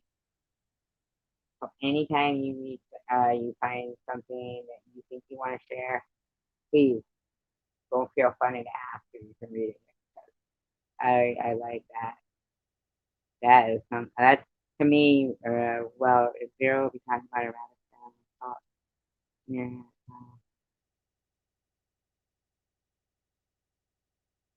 Yeah, but I don't understand what you mean. Conservative Jewish people. Can I just ask you a question? Why don't they? What does it matter? Like, okay, because that's a political party, right? So for other conservatives, they don't break them down into political parties. I'm not saying this is you doing it. I'm saying that that's what is. Like I was talking about this when I used to work for this particular company, and every year when the fair would come around, I would run the Dos Equis beer stand. And the guy who would do the commercials for the most interesting man in the world wasn't really Mexican. Okay, wow, big surprise, right? He's an actor. That was his career. He was an actor. He was in commercials. But for some reason, they started saying the Jewish spokesperson for Dos Equis, the Jewish spokesperson for Dos Equis. Is it really Jewish? Is it really Jew? I mean, is it really Mexican? Is it really Mexican? No shit. Here's a New York City actor. He could have been Italian for all they cared, but he was Jewish. They didn't even say like what country Jewish, but Jewish. And it was one of the most successful ad campaigns. I myself, as a person who's, who's my age, an adult, they would call him the Jewish spokesperson. You know what they did? They killed him off in the commercials. They literally had a commercial where he died. And then they brought this new guy on, and it flopped. It flopped. They ruin themselves. You know why? Because actors create an illusion and they let them smear this illusion. No, it was the weirdest thing, Aiken. Actually, it was just like, he was a New York City actor. He lived in Vermont, actually. And he liked Fernando Lama. You know who I mean? I think that's his name, an actor. And, kind of like the Mr. Rourke from Fantasy Island. And so he, uh, so he, his agent just said, they're looking for somebody who looks Mexican. He was a dark, older guy, gray beard, or distinguished looking. If you can look it up, look up the most interesting man in the world. Dos Equis beer. Because I don't always drink beer, but when I do, I drink those things. And they would have these awesome commercials, like the most interesting man in the world. Sharks have a week about him. Um, uh, when his mother has a tattoo of son on her arm instead of mom. You know, they had all kinds of this. It was a great advertising campaign. Yeah, like that. Yeah, Ricardo Montalban, similar, only with a beard. Only with a beard. Fernando Lama was who he particularly said that he had, you know, kind of admired when he was growing up, you know, and he was an older guy, distinguished looking, whatever. And he was great. He would wear like the smoking jacket. It was fake campaign. People just wanted their pictures taken with this cardboard cutout of this guy, you know? Oh, Fernando Lamas, right? That's what I just said, right? Oh my god, my fucking cat is an asshole. My cat can knock over. I'm telling you, Tucker whacked me in the head so hard. Yeah. You know how much I love my animals right now, Aiken? I couldn't even tell you how cute they all are.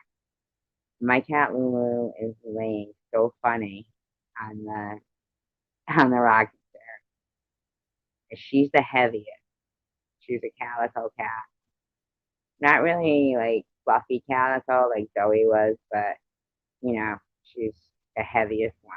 I mean, I wouldn't be surprised if she doesn't weigh 20 pounds. She's heavy. And then Tucker has to sit right dead in front of me and knock everything off the coffee table with his tail. All right. And he knows I'm talking about him right now. He's my oldest. He's a tuxedo cat. And I don't know, he's got to be about, wow, he's old. He's like, he's like 7 years old. Tucker is the smallest, but he's the toughest. Lulu looks like she's just like had it. Like she looks like somebody who, if they were hanging over the edge of their bed with their hands hanging out. And now Rasta, though, you know, he's like, I hear you talking about the cat. I need attention. So he'll come up. And the funny thing is, when I'm sleeping and he wants to like get under the covers with me, he literally will poke me with his hand and shit. I love these. Yeah, 83, but yeah, but how aching. And I love lamb. And you know what? Here's the thing. I won't fault you about what you do because I like to eat lamb. I'm not gonna lie, I do. Um, and I appreciate you because I know that you're like healthier farming, really. Even though we don't live in the same country, but I'm just saying, as for the environment and stuff, you know, you're not factory farming, and, you know. How do you do it? Like, what's the actual process on that day when you decide? Now, would you have picked out 83 names by that point, and would they all still, you know, like, are they thinned out, like, by maybe one gets sick or something? And what I'm also wondering is, I have another friend who has like a sheep farm. She does for wool until they stop. What do you mean until they stop? Now, so there some lambs that produce better wool and some not lambs, let's say sheep or whatever I should say, uh, that produce better wool and some that produce better meat. We have 1.4 lambs per sheep. No, but what I want to know is you produce for me and healthy too. So what you do is what a lot of people would that eat meat would support, right? We all want no factory farming, and for them to it, if you're gonna like meat and you're gonna eat it, right? As as whatever as it may be, we all like to know that at least they live like you're talking about and with you. And you go you, lambs, and I go you at the same time. Isn't that funny? You know what I'm saying? Like you're the ideal meat producer. So I thank you for that because somebody has to do that. You know, I mean, let's be realistic, right? If you're not going to be vegan or vegetarian, whatever, and you're going to eat meat, then at the end of the day, someone's going to do it, right? You know that you want it done. If you're a good person, you'd want it done as healthy for the first, first off, healthy, right? And here's the thing: you say grass fields. So all they do is eat grass, right? Those lambs, sheep, what they eat grass. They don't eat meat, right? Correct?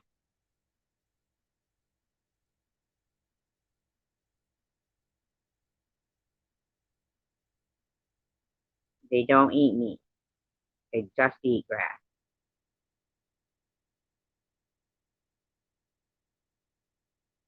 I'm waiting for you to answer.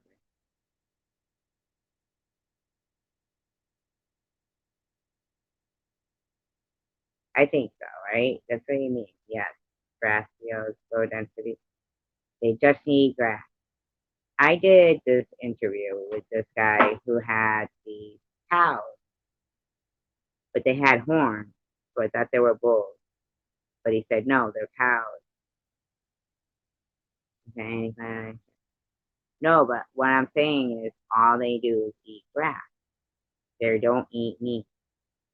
And the guy, he goes, I don't get it with people who are, he goes, I understand about, people who get angry about factory farming and everything. Like he raised these cows, uh, maybe Hereford, maybe red. They were red colored, and they all had horns. He said, no, these are of original like Scottish stock before they bred the horns off the cow. He goes, but here's the thing: all they do is eat grass. So there's really no difference between eating them or eating grass. They're like sustainable kind of thing. Almost like as if, for lack of a better word, say, a supreme being or God created an animal of substance, like it was, to sustain us. All it was going to do was eat grass. So at the end of the day, if we are what we eat, then aren't they grass?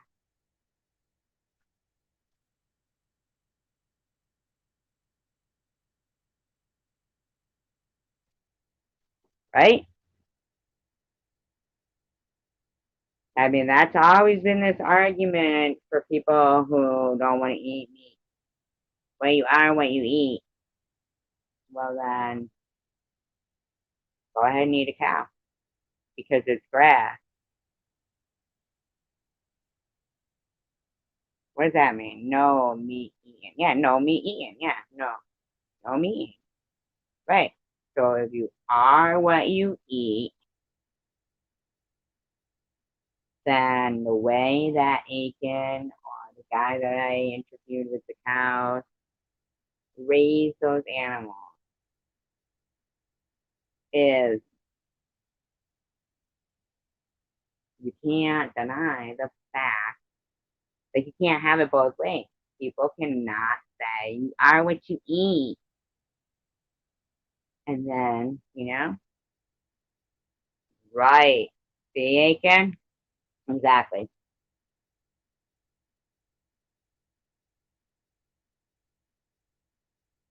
And I'm really gonna guess. I could be wrong.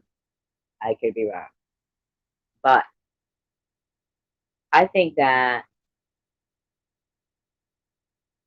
are those nutrients that you spend thousands on, are they also nutritious to humans? Like the same things that they're eating, right? Organic, blood. Are they like clover mix doesn't sound bad? Sheep nuts, grain. Are those things are the same things? Like if you were to break down the things, liquid seaweed, probably good for humans too. If you were to break down everything that you're spending the thousands on, right? Spending the thousands on. If you were to put it all in the layman's terms for these people who have made it at the end of the day, they've made it easier for the factory farms to, you know, and they've made it harder for I eat my no, I know. I'm asking you though for me to know. I'm saying that this whole I'm saying that when I was talking to that guy and he said to me, he goes, so I just want to say, he knew I was like recording it. He goes, so I just want to say to all those people, no, I know, but the factory farm part of that has clouded up where what you do is so important. And if it was broken down in layman's terms, like I had never realized something as simple as what that guy said to me. And this was only what a month ago. A month ago. I never thought of it. Or maybe just never knew. Yeah, you pay more, right? Yeah, you pay more. But I bet if you were to, first of all, break it down into these layman's terms, people, right? The people who really want to eat steak, but they don't know enough about, for a while they hear is about the factory farming and this and that they really want to eat steak and really they're doing bad for themselves by not. Because I'm inclined to believe there's a reason why cows don't go extinct, okay? Or sheep don't go extinct. I'm inclined to believe there's a reason why sustenance or even fish have a 10-second memory span. So they'll even still hit a hook with a worm hanging on it. Just 10 seconds later, they don't remember that it's not good. You know? Um, it's because there's been substance to, things that were put here in like a Garden of Eden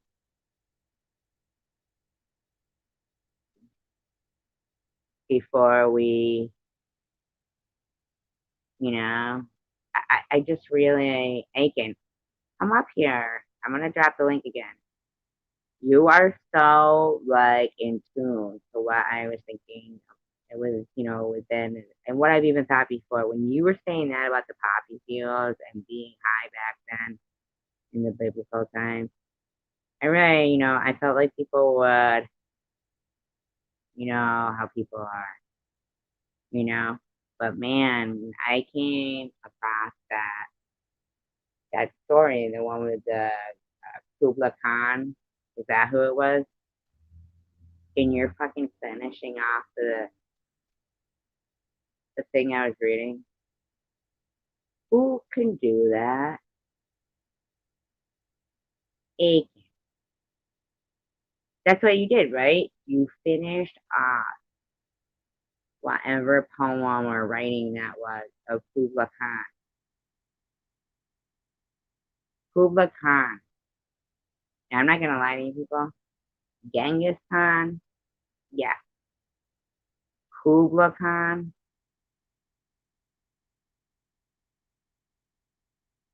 were you like finishing off the Aiken? I can almost guarantee the rest of my entire life I will never come across another person. I didn't even know that. I'm not even gonna lie to you. I'm not even sure who Kubla Khan is. I was just reading something that I had saved. You start finishing a poem by Kubla Khan. I think I'm smart. That uh, that's some unmatched intelligence. I'm not gonna lie to you. I was blown away. That is something you don't see often. I mean, really, that you even fucking got any where I've never in my I've seen in movies people do that, but usually it's with some like real common poet and a common poem. Kubla Khan. How did you start reading Kubla Khan? I mean, really, how did you start reading Kubla Khan? And could you tell me about him? Because I don't know anything about Kubla Khan.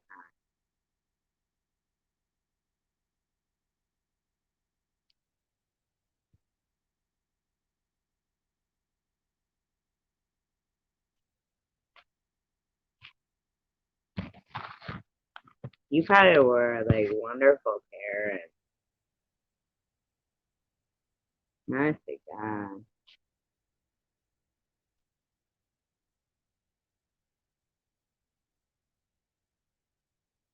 How long have you and your wife been married?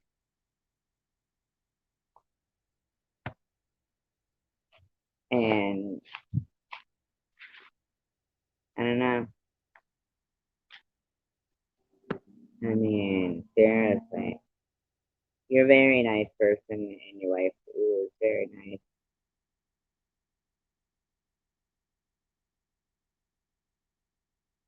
You're the type of like parents that I don't know. I don't know how you guys were as parents, but you come from a family where your parents, like, it's not all rosy or whatever. And I bet it, I'm sure it wasn't all rosy in your family or whatever. But like your kids are gone and grown, and you have grandkids now, and you're still together. In a world where a lot of people say they stayed together for the kids until they grew up and were out of the house, when you find a couple that is still together and they have grandkids, then that's indicative of a good marriage. Because you can't deny a good majority of people will say, yeah, they got divorced as soon as we were out of the house, or we stayed together for the kid, or anything. But if you're talking to two people that are still married after their kids are grown and they have grandkids, then you can rest assured they're together because they're friends, too. Best friends. So that's why you're a pleasure to talk to. People like that, they're a pleasure. You're um you inspire people who think that love doesn't exist, and a lot of people think that, but you know, it's an inspiration to be that way. So I just want you to know that, you know, and I have utmost respect for you and your wife and your entire.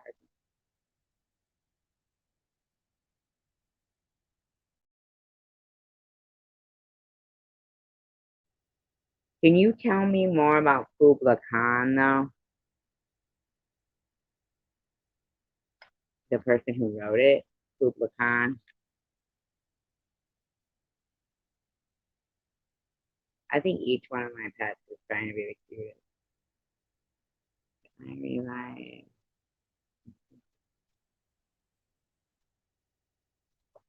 Is that a real place, I wonder? Mount Abora. My cat's a dick. Tucker is a fucking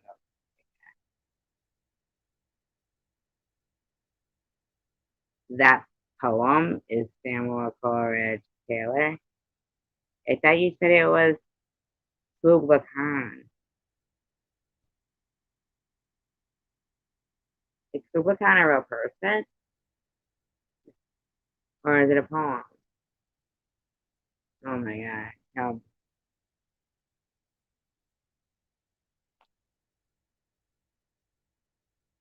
my god, your kids must be so smart. Are your kids smart? Oh, I'm masculine. Oh, you laugh all the time on masculine. I used to like masculine. Oh, I'm telling you. Fucking me and my friend were on masculine one time. And there was this guy, he's like, he looked like maybe he was Samoan or something. He was kind of big and dark skin color, not black, but like Hawaiian or something, Polynesian, whatever. And he had like white swim trunks on, and he was sitting kind of cross-legged, like a big baby, kind of. And we were out in the water. We were a pretty far distance from him. So he looked somewhat Buddha-like, you know, and he was planking. We were tripping. I messed with him. And, because you could get 3 for 5. And, he had this boombox cranking, it was playing Led Zeppelin. And his lips were moving to the music, but we couldn't hear him, of course. But he was like, lip syncing to the song, kind of. So he was all like, ah, he knew the words, evidently. I don't. But you go just a normal person like you, SG, while I'm telling this story. You're funny. We proceeded to drown because you were laughing too hard. And we were like drowning. And I'm not lying to you, AJ. Me and my girlfriend, Pam, not girlfriend, my friend, my best friend. And we had done messing. And we were just treading water at first, and we both spotted him at the same time and burst out laughing because he looked like a big baby in a diaper singing Led Zeppelin. And we were like drowning each other because we were grabbing onto each other for, fucking safety. But we were pushing each other down in the water. And it didn't lead into any. That was I think that was like the last time I didn't, maybe was the last time I did mescaline, I think. Because I had a bad trip. I was crying. I was crying. Listen to me, I was crying.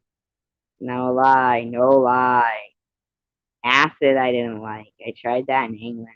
It had Pink Panther on it. And, again, no. No, thank you. I really thought I was going to be insane for the rest of my life. I thought I would never be normal again. Yeah, but I mean, the mescaline was after the acid, so I kind of staying away from that. But the acid, I had gone to England before my mother got there, right? My mother was selling the house. She was gonna move there, and I don't know if you know this, but I don't know if it's the same there in New Zealand, but the pubs closed pretty early. This was back in 1984. The pubs would close early, but what they would do was they would pull down all the shades and stuff, and in like there was kind of inner rooms. Hi, Catherine. There was inner rooms where there was like a, what do they call it? Snooker, whatever, snooker. I don't know, something like pool, right? And you would have to leave through the back door. But it looked like it was closed from the outside, but inside they would let people stay. And I was there with my cousin Bob and my auntie Maggie, and I remember taking a paper acid with. I'd never done it before. Okay,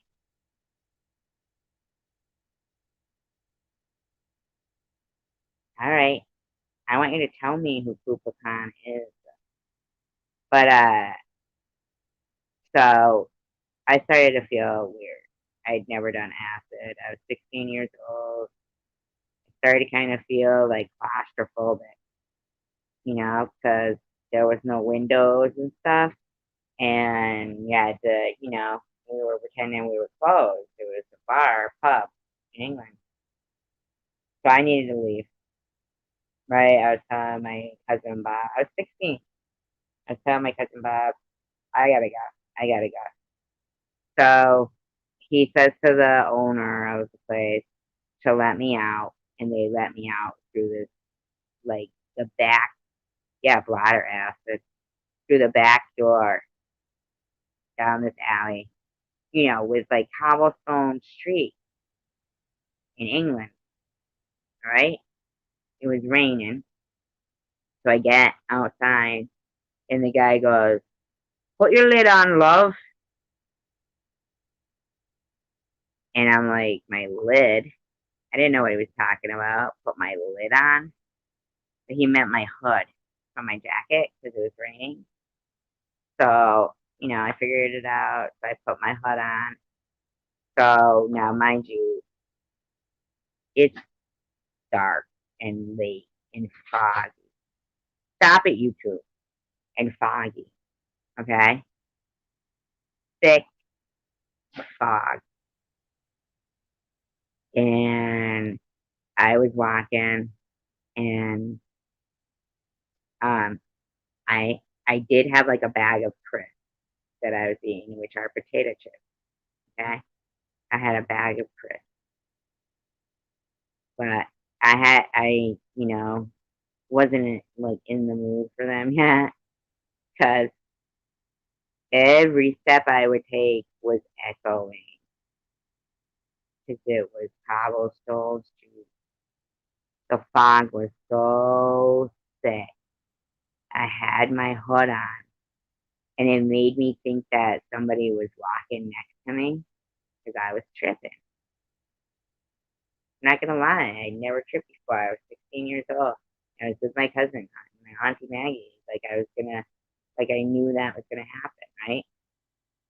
And my footsteps were echoing. I had to take my hood off, even if it was raining. I had to take my lid off, and so I started to eat my potato chips. And then I heard something in the fog, and it was the dog. And I gave the dog potato chips all the way. It walked me all the way home. It gets worse.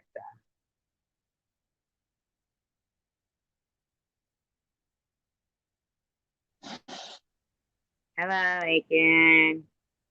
G'day. How you doing? Okay, I just thought this is one of my favourite poems, so I thought I'd just get up and read it out to you, seeing you Is it seem by to like Kubla it. Khan or is it by the Samuel person you said? It's by Samuel Coleridge Taylor, So that's and not the Kubla Khan one that I was reading the it's other day, about right? it's about a fictitious city called Xanadu that Okay. Kubla Khan constructs in the desert. Is Kubla Khan a real person? Um, yes, but Can you the tell me Kubla about him? Because Khan. I don't know anything about Kubla Khan. Okay, so Kubla Khan was one of these. I think it wasn't. Just trying to remember. You have to forgive me. I just got out of bed to do this, so my brain's sort of half asleep. Wasn't he? He was one of these like conquer the world types who came out of the Mongols. I think it was. You want me to look him up? Yeah, please look him up because I think he All was right. a Mongolian invader, the Khan Okay. Kubla, and of course a bit of an enigmatic figure to history.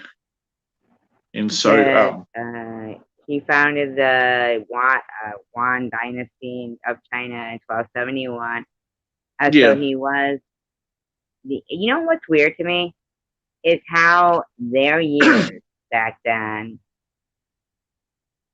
Oh no, not this time, but before, like BC, how they counted down. Isn't that weird?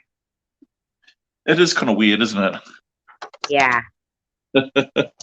yeah, they count down like as if that Aztec calendar had already come and gone.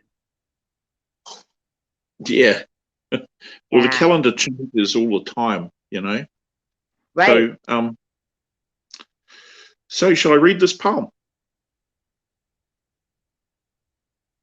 Are you there still? Oh, I'm sorry, you Hello? can't hear me. I'm sorry. Hold on, I gotta go in and out. Oh, no, I Hold can on. hear you now. I can hear you now. Can you hear me okay? I'm going to assume you can hear me okay. So this is Kubla Khan by Samuel Coleridge Taylor, also entitled Or a Vision in a Dream, a Fragment. In Xanadu did Kubla Khan a stately pleasure dome decree, where Elf, the You sacred already river ran. started. I missed the beginning. Can you start again? I'm going to start again. Yeah, Now, start again. you I missed you know Frank you know Frankie Goes to Hollywood, right? Relax. Don't do it when you want to But you go know to it. they also wrote a song called Pleasure Dome. Uh Pleasure huh. Dome, yeah, I do believe I heard about that. I'm not sure. quotes this poem. It quotes that poem. Okay, go ahead. Yeah. Go ahead. Yeah. Okay. So I'm. okay. So Kubla Khan by Samuel Coleridge Taylor, or A Vision in a Dream, a Fragment. It's the alternative name. In Xanadu did Kubla Khan a stately pleasure dome decree, where Alf the sacred river ran through caverns measureless to man, down to a sunless sea.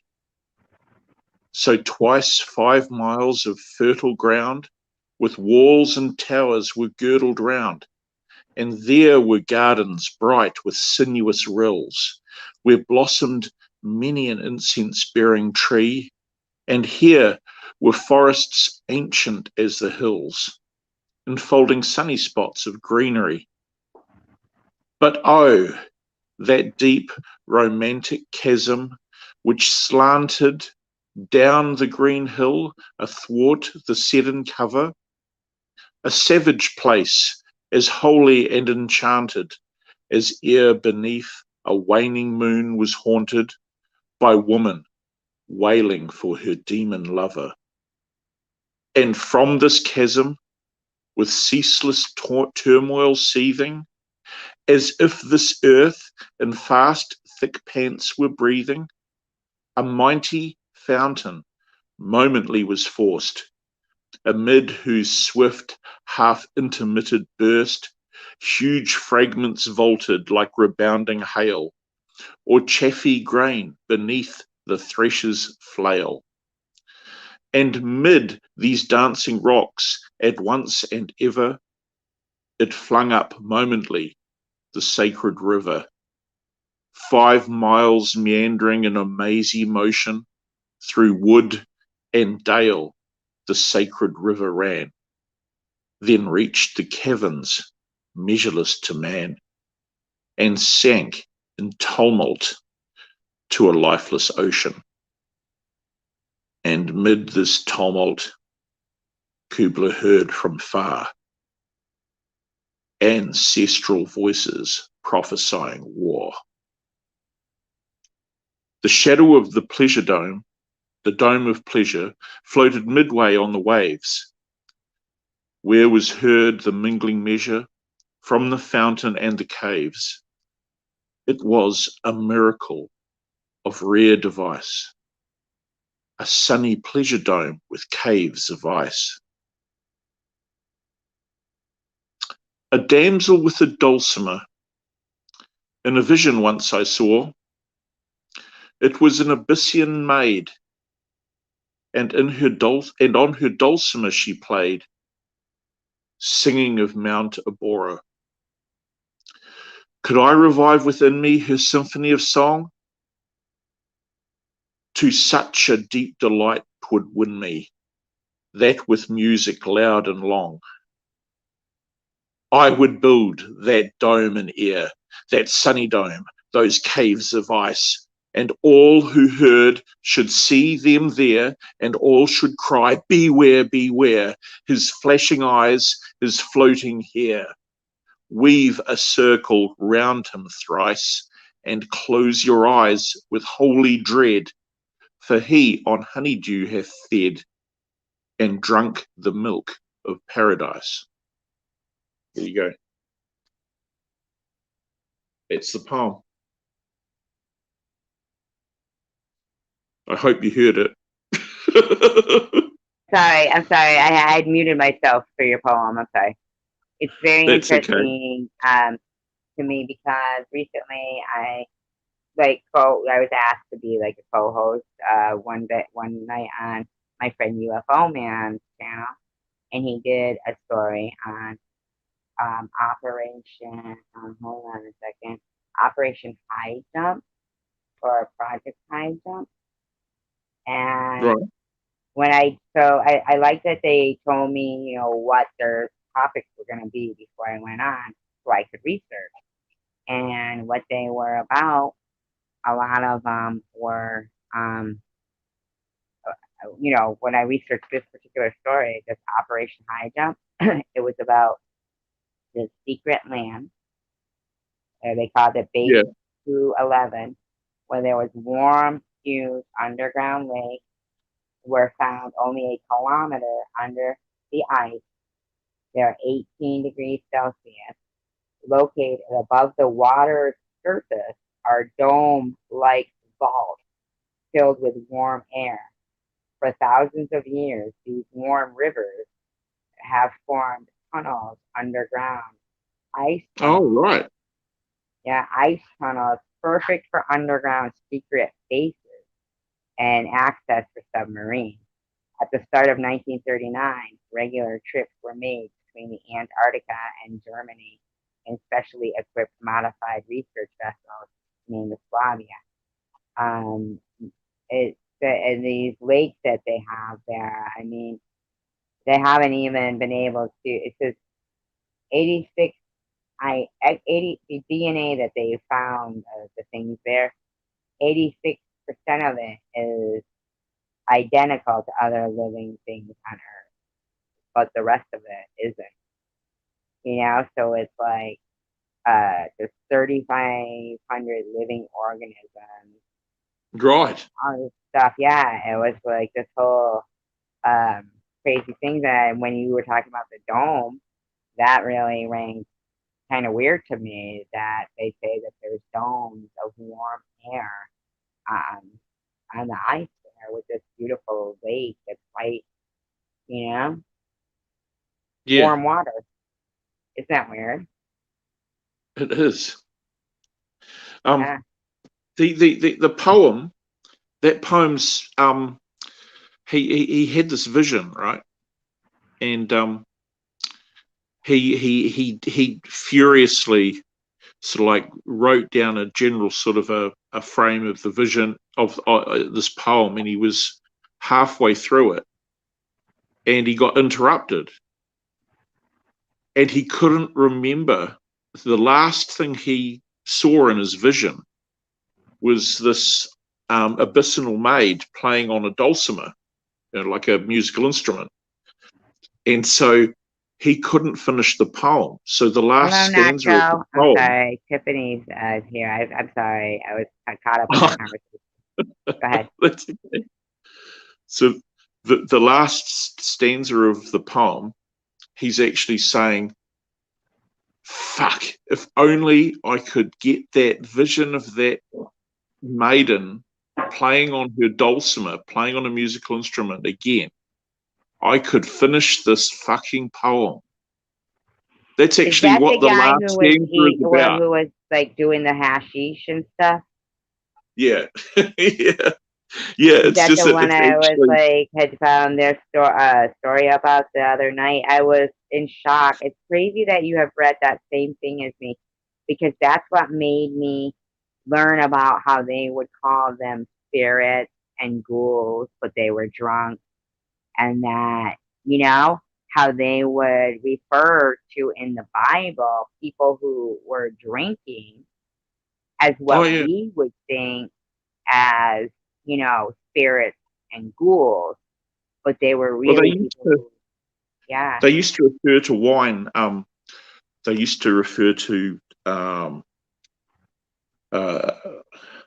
what was it, the Greeks used to refer to a, used to call a sweet wine a lesbian wine, because it was, Lesbos was where a lot of the really sweet wines were made, right? yeah, It like was actually an Jewish island. wine, Manischewitz, right?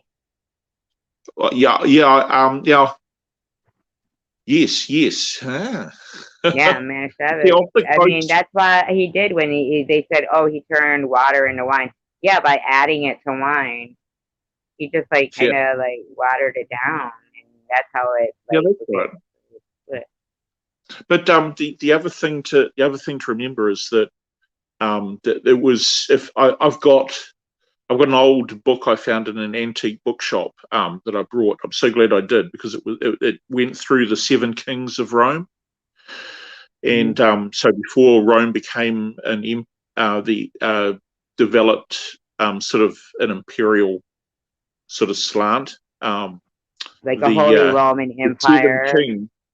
Yeah, before that there were kings, and there was a, um, the seven kings. If you actually go through and look at the histories, you'll find that they used to they the legends of the Roman kings were always, that they were given some sort of divine authority by doing miraculous deeds like healing the sick, making the blind to see, turning water into wine. You'll find that there was Roman kings that turned water into wine, supposedly. In fact, when Vespasian was Right, even walking on became water was the emperor, basically low they would tide or they stuff, would send they would send. Well, it was all bullshit, right? They Right. would send. They needed to appeal to the superstition of the masses to say, "Hey, I have divine authority to do this thing. You know, this is what I do. I can cast out demons. I can do all this sort of stuff." So, from a Roman perspective, for example, when Vespasian was made emperor, and he had to there was a Well, I period believe of a like when Cleopatra, kind of when she went with, Caesar and then, she died and Mark ooh, Antony. I believe that was oh like my the god. fall of the whole If Egyptian, it was we like the could talk fall of about it. that, we could talk about probably one of the most important stories in world history. That is Cleopatra. People don't realize just how important it is. Oh, she appears in the Bible. But that I would take mean, hours. That would take hours to discuss yeah. because it's As soon much as more she important fell, than people realize. here's what I kind of like when I was doing this some research, right? I kind of feel like what they thought, right, was uh here's like, okay, let me get it all out in one thought, right? I feel like possibly, maybe there might be, because they do use gold and diamond in, phones and transmitters, things to this day, right? So I feel like this friend of mine told me this. Imagine um the feeling of vibration even. Say you were around one of those obelisks or obelisks, right? Is that it? Right? Obelisk, Well, Cleopatra's Needles in right? Alexandria. Cleopatra's Needle. Yeah. I know it's in like Central Park that kills me, but that's even another thing. But say they were all around that, and it's like the laden with gold. Plus, people are wearing gold, right? And they're all chanting and praying, and there's thousands of people. The the feeling vibration, right, could really be powerful amongst them. To feel like, and it could be some way of a transmitter. We don't know, but I feel that that's where they started to think the person with the most gold has the most knowledge. And it could be true, perhaps, Well, but there's with the actually. Egyptians, Hmm. I feel like they thought they were gonna, by some spell, right? By some spell, they were gonna come back to life, or the afterlife. It's a big thing about the afterlife. So the better uh, sorcerer, whatever they would call them in Egyptian days, they had, the better spells they had, the better, more gold in their thing they had, was Well, their spell to come back to there's kind life. of like there's a whole lot of things that aren't really understood about world history in that area, and I'm not sure if you realize it, but you realize you're not talking about Egypt. You're talking about No, but I Greece. didn't finish. I didn't finish. I Yeah. feel like the reason why now in this day and age, right, you'll have a rich person with this huge, extravagant funeral, right? And Yeah. Gotcha. yeah, and you'll have the pauper just thrown into the grave. So it's still symbolic. But in I got you. actuality, who knows if any of those spells really ever work. So it's all about, they just want everlasting life, Oh, yeah. because Well, I don't believe everybody in knows any of you it. can't take it with you.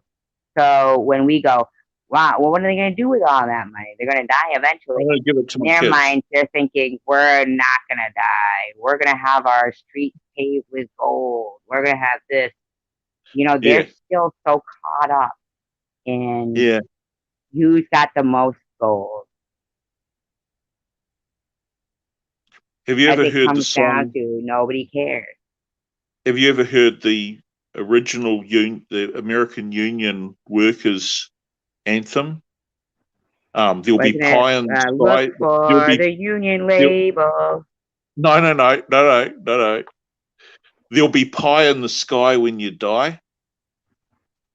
Oh no, I never You heard heard that that one. one?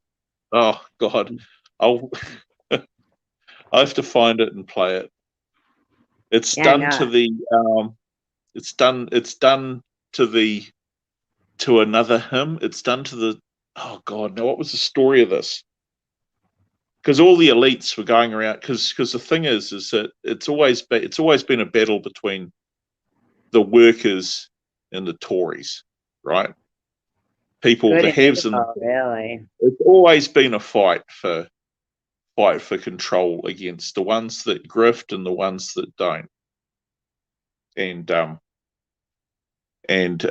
half of the battle is the ones that don't grift want to be the ones that grift, The right? ones that don't what? Well, the people just want to live on the work of other people, right? I mean, when it comes down to it, you want if I can somehow manage to it's scrape a situation where my family is better off, I'll go for it, right? It's the way of the world. It is, Okay, but think about how somebody well, who, where does that go? It becomes eventually it becomes a grift, right? You're not that's what paying I'm your saying. taxes.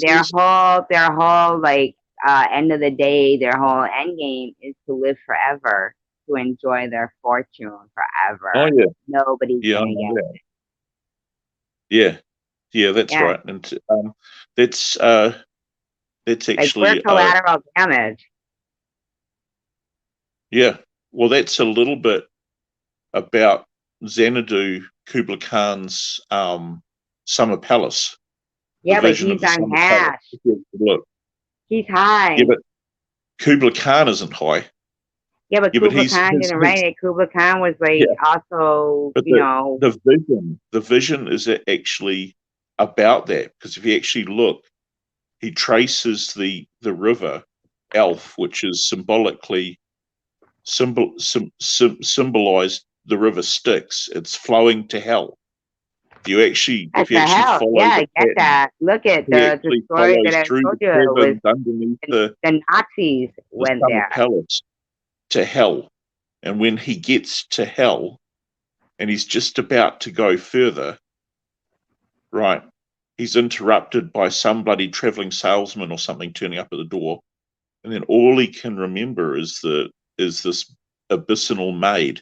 And that's why it's an abyssal maid. It's in the abyss, right? You There's know what? this It's so maid, a funny though. fate Let me in just tell the you. abyss Not playing a funny, haha. dulcimer. Yeah, but it's not funny, He's haha, right? dying. It's funny ironically because his poem could have been what pointed the Nazis into going there and getting there first, looking for this warm river with tunnels under ice. the hey, I love that one. I love it. Yeah, yeah. The historically the idea of a river, a font. If you look, there's imagery of Yeah, but fonts if you and hadn't said springs that and about everything the like this. This domes, is but if you yeah, hadn't said that about the domes and the ice, yeah, I would have thought the same thing you did, like the river, Hades or whatever. I was thinking like a yeah. volcano.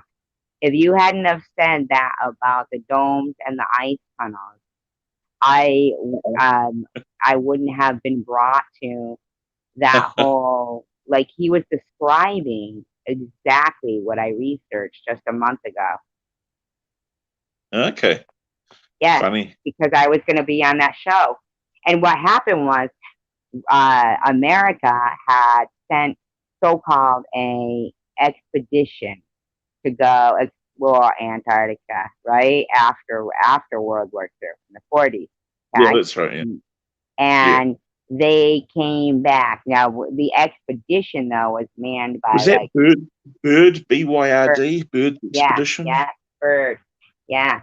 And he came back, but a lot of the, well, first of all, as an expedition, they sure sent a lot of military.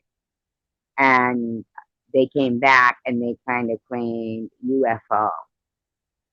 Yeah, But no, I've yeah, seen but I've, here's I've the thing. seen I find it like so comparable to your poem of them being him being interrupted, and then there being not, nothing more about it. Like Bird, he never talked more about what happened, but there was quite a few casualties, mm, and he's interesting. the, they, instead of them saying, but there's a whole documentary that Russia made where they come out and they say about all of that going on. I can't get over the technology that the Nazis had. I can't get over the technology. That's because it's pretty much all bullshit. I'm calling No, but bullshit on I the know, whole. but listen, even last night when you were talking about that Odessa, and I went and looked up Yeah, the actual Odessa, yeah, the the architecture, and we have to admit, yeah, everywhere yeah, yeah, is yeah, art. yeah. I can never get over how advanced they really were then, because we don't see buildings like that now, and we think we're more advanced. I'll bet you couldn't find a person who, or mason or whatever, a cutter, a stone cutter, who could do what they were doing then Yeah, but a with lot those of beautiful, okay. So beautiful here's carvings. the thing, though. People don't really understand what advanced means. No, they don't. Okay, so They do not. You are I'll just tell you absolutely why. correct. These are people don't like um. There's a difference between spending a country's GDP, gross domestic product, Yeah. to build a castle, right? Mhm. And taking basically thousands of people and and uh, uh, and taking years, taking basically a king's lifetime to build some of those castles, and sometimes they fell over Yeah, but not the halfway through. castles. We're talking Okay, about a but no, no, society no. that. Hear me out. Hear All me right. out. Okay. And then there's a difference between doing some great, fantastic architecture Oh, and I stuff understand like what you're this, saying. I'm sorry. I apologize. and then doing the same thing today, but knocking it out with a couple of 30-ton excavators and some big cranes, and getting the whole thing prefabbed in another, and then Yeah, getting it but all it's not architected even and knocked up. comparable. I mean, those Yeah, buildings have withstood, like the Odessa one. There was a lot of that stuff was brought in by like Catherine the Great, and oh, even God, Catherine the Catherine Great the is Great was great. amazing. Catherine the Great is amazing, Do you know? amazing. Here's a story. Here's a story about Catherine the Great. When all of the bastards that comprised Germany, right? Hmm. Sorry, not now. Like that back then, in the kingdoms of the um uh what's it, Hesse-Kassel? I can never pronounce it right. All I those don't know, but princelings, those she German fought. princelings, they did a deal with King George that they would provide militia to fight against America. So King George, he had his hands full, worried about the French and all sorts of other things, and he didn't want. So what they did is he paid these bastard kings, these little kings, little little pig people who became the Windsors ultimately, right? So Hmm. these little pig people, what they did is they Yeah, but press we're ganged talking a about whole lot Catherine of. the Great. That was like in the Yeah, but I'm going 1300s. to tell you about Catherine the Great. I'll tell you about how cool Catherine the Great is. They press ganged about 10,000 of their own people. Yeah, but we're A talking about peasant. like that's like 200 years later. And then they no, then they marched them across Europe. And Catherine the Great thought it was so atrocious what was actually happening that she actually did not allow them to enter her territory. They had to actually walk around it. She thought it was so disgusting what they were doing they marched them, put them on boats, and sent them to fight England's war against the Americans. I don't know And anything about that. All I know is that with Catherine the but Great, Catherine that the Great was totally against all of that. She was good. yeah, she was very good. I mean, I read this humongous. I'm surprised I got through it. It was huge. There's Catherine Great. Like none of her children were actually from her husband there, Oh, because really? he couldn't. Is He that was sick. right? Who was he? It was like Peter. He liked the ottoman, or he was freakish. Really? Yeah, he was freakish. He would hang like he actually wanted to fight against her. He liked the Ottoman Empire. And he Okay. was dressing the military of Russia. She wasn't her name was Sophia. And they brought her like at 14 to marry him, but he was not. His name was Peter, Right. I'm pretty sure. And Yeah. he liked Peter the Great, which was the Ottoman Empire, but he wasn't Peter the Great, I don't believe. She was Catherine the Great. He was just a loony bin. Um, And not sure he about that one. Yeah. also didn't like, he didn't like sex. And he would, his aunt or mother, aunt or mother knew that, she was much older than him, but knew that he was not of mental capacity to Oh, rule. really? Yes, she knew.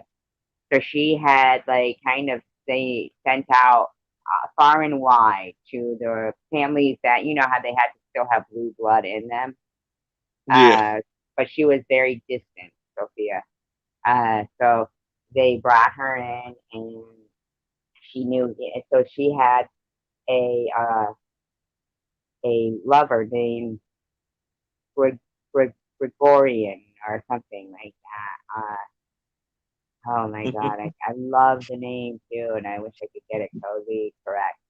But he was a very good military person, very smart, very, very Yep. good at military. And so, in order for her to be useful, she actually had to have a child. But her husband was having none of her. So the aunt or the mother or the aunt, whatever it was, I want to say it was an aunt. She gregarious, gregarian or something his name was. She knew that in order, she had hand selected her and changed her name to Catherine, done all this, pretty much brought her, up as whatever, but this wacko was just getting more wacko, her nephew. So Yeah. she knew that he wasn't gonna have, they didn't even want his offspring, really. So she knew that they needed to have a lover come in. And so they did that. And in order to make Catherine not lose her uh, place. So what she did was she knew what he was doing was he was, when the aunt died, when that woman died, he started to dress their military in the Ottoman Empire's military attire. And Catherine the Great was like, what the So Okay. she arranged for that guy, Gregarious or whatever, it's a wonderful name, I love it so much, I can't remember it, to kill him. And they did. And they killed him. And she even marched into many battles dressed in, full regal as a man, to fight. And yeah, she did. And she was also a very passionate woman too, a very smart. And there's so many letters of hers and stuff. She ruled for a long time, and she was really good. One of the things about Russia is, I mean, what they do is they keep it kind of uh, localized to the middle of Russia. So with it Right. being so big, by the time they finally would reach anywhere, those troops are starving and freezing. And they do that because it's such a I mean, and many times throughout history, the fact that by the time those troops get anywhere near anything, they are starving and freezing. And that's why they'll lose the war. Yeah. Interesting. Oh, Interesting. I've well, got to read more about her. oh, But she was something else. She really was. Oh yeah, he would be like the way that he was described was,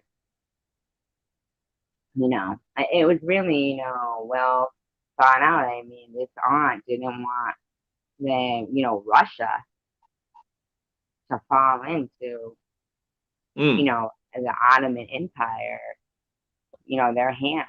And this guy he loved the leader, even though he was Russian, and that was the thing. They knew he was going to screw them. Plus, he was mentally unfit. Yeah. Even there was somebody locked up too, man. They kept him locked up. That it was somebody they kept him locked up. He could have fought her, right. and yeah, and she didn't kill him, but they kept him locked up, and he really could have organized a Yeah. huge. Well, In a way, I've she got a knew he was helpful. She was good. She must have been very. I mean, I know they say about people, their looks and stuff, but yeah. I really feel like there's something about. There must be something about some people that have. I mean, Cleopatra. She fucked herself over because if I think correctly, I could be wrong. But after Cleopatra, I don't remember much of any pharaohs or anything after that. Well, yeah. As I said, Cleopatra is a very complex and large story. It's much more important than No, a I lot of know, people but do realize. you remember anything about any other real important Egyptian leaders? Like Well, who took Cleopatra over was. after Cleopatra? Who took over? Well, Cleopatra really was Greek.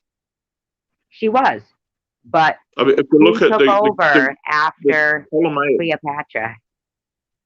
Okay, so really what happened is it was about the reintegration of Egypt back sort of into the Roman Empire, right? So Yeah. there wasn't really this Cleopatra represented sort of a shift in power because her son Caesarion was the last of the uh, uh, of Julius Caesar's line. He was he You're was good. he was the direct descendant You're of good. Julius Caesar. Okay, You're so good. And so there that's is like stories that he didn't live, but you know what I think? I think that they were gonna kill her and they cut him out of her, and that's where the term oh yeah, cesarean comes in. yeah, they assassinated a whole lot and then turned it to a poem. You know, But Mark she Antony is an cheated. interesting person, but do you know who was responsible really for Cleopatra's demise? Cleopatra. It was Herod Agrippa. She during the battle which they should have won, it was Herod Agrippa's forces. There are actually three Herods. Oh, they made them Okay, retreat, didn't they? And they they could have. they Yeah, chose not to actually fight, and that was yeah, they the key. retreated, and they It could was have blocked actually, the small passages. but to understand that it was actually the Agrippas, okay, that Yeah. were basically they were holding the reins to the throne of Rome. What Was do that you the, think the happened Agrippas? though to cesarean? Like, I don't think a lot of people relate that whole word, C-section, cesarean, Yeah, to yeah, yeah. Interesting. the Roman Empire. But I have all. Oh, Catherine, I'm sorry. Good night. I'm sorry. We're like in a little fucking like rambling. I've got to go to bed myself. Actually, I've got to get up in the morning for work, so I just Oh, popped in here to do the this was poem. such a I'm great sorry. conversation. We it's a must great read all the conversation, but same shit. yeah, I know. And you're actually hitting on an area that I'm really, this is one of my main areas of interest, is Oh, what you're talking we about. must read because we are right on the same. I mean, the fact that you even brought up cesarean, that was going to be my next thing, and then you brought it up, and I really think they cut the baby out of her. And But after Cleopatra, I'm sorry, no, you got to go to bed. But after Cleopatra, Cleopatra was trying to wasn't re-establish the religious base she was trying to bring of, them together? of You know, Rome. yeah. But do you think that there was no the power of Egypt was gone then? Well, I mean, 'cause the she had power killed of, all of her okay, siblings. so what was happening was um, Cleopatra was one of the last Big leaders. is it viziers? Oh God, she was one of the last of a line of Like Ptolemy. The Ptolemy, well, the Ptolemy. Okay, so you've got the Ptolemean dynasties, right? Okay, Yeah, you and know, she you've got killed after all her Alexander siblings. the Great. After Alexander the Great, yes, she I did. loved After Alexander the Alexander Great. the Great and the Greek Empire being broken up into four, right? You've got here is this attempt to construct, to move the power base of Rome to Alexandria, right? And Yeah. Cleopatra was trying to reestablish the old religions out of Memphis, trying to construct a new center to Roman religion that was based out of Alexandria. Okay, I think she was probably successful. Ultimately, Christianity came out of Alexandria. You look at Yeah, but that I believe the that's when the Alexandrian Holy elite. Roman Empire came in. It was the Alexandrian elites that pretty much paid for the paid for the imperial throne since the time of Alexandria. They funded the whole thing. They funded the development of the Old Testament. The Jewish Old Testament did not exist before the Septuagint. That Before was what? actually before the Greek Septuagint. There was no Old Testament. You don't Okay, believe that the Dead Sea Scrolls, like that were hidden in like a the Dead Sea library of Scrolls are not as the Dead Sea like the men Scrolls of are not as letters, the men of hang on. letters? The Dead Sea Scrolls are not as old as the Septuagint. The Dead Sea Scrolls are not that old. I believe I was looking at that thing the other night. Weren't you talking to me about that the other night too? The search or what you were talking about there. Yes, and it was very, very old. Yeah, more old. And And so the I believe first like that Old Testaments were written in Greek. it wasn't Aramaic. Aramaic. Well, Aramaic, or maybe actually, I've got to go back and look at that. But here's the thing too, It like it could have with been God Aramaic, in but I itself, don't think it was. in the I've got to word look at like that. I God don't want to be itself, wrong. Yeah. but in the word God itself is like I think it's an abbreviation. I think it means like greatest of the deities, you know? Well, the And whole they thing, were in my opinion, the Greek like the Greeks, like you're an saying, like the gods and stuff, the Italian Greek gods. peninsula construct. The whole thing, I right mean, from look at who was the one there who wrote about Atlantis? Socrates well, okay. or So Plato Plato? refers Yeah, to Plato. somebody Solon writing about Atlantis, but that's all probably bullshit. The whole lot of it, It probably is, because it's but what I'm all saying is the way he describes the place is modern for that time to describe some place with having plumbing and a racetrack and stuff. The it, description of it is SG. modern. You are trapping me in conversation that's going to take hours, and so I have to I go know, to I sleep. love it with you. You know what? We should actually It's not. schedule conversations like this. You know that?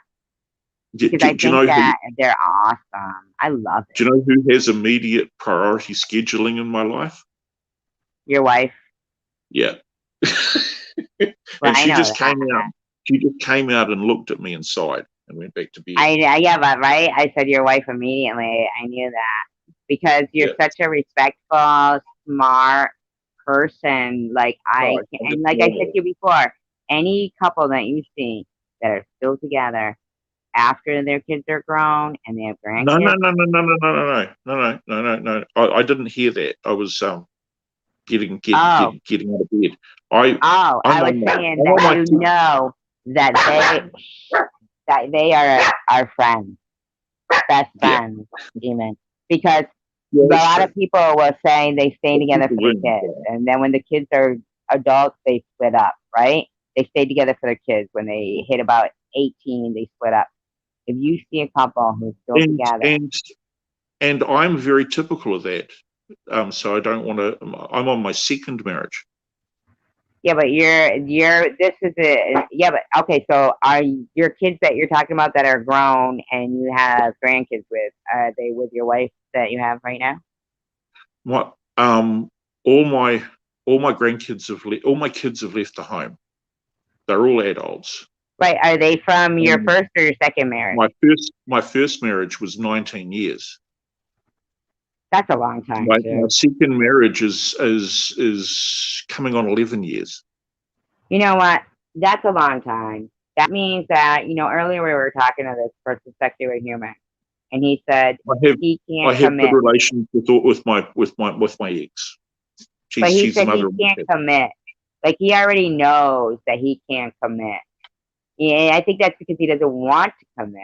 I mean, I think that if you find somebody that is your friend and you have common interest, when happiness comes for a visit, offer it a comfortable seat, Yes. right? It's Yeah. it's time for my bed. Okay. Good night. Thank you so much, Aiken. I've Okay. enjoyed every moment with you. Thank you. I Yeah, appreciate it. you too. Good night. See you. Bye. Thank you. Bye. All right, Ricky G. I'm looking at your comment right here. Good morning. You say the Dead Sea Scrolls are ancient manuscripts that were discovered right in 11 caves. They're approximately 2,000 years old.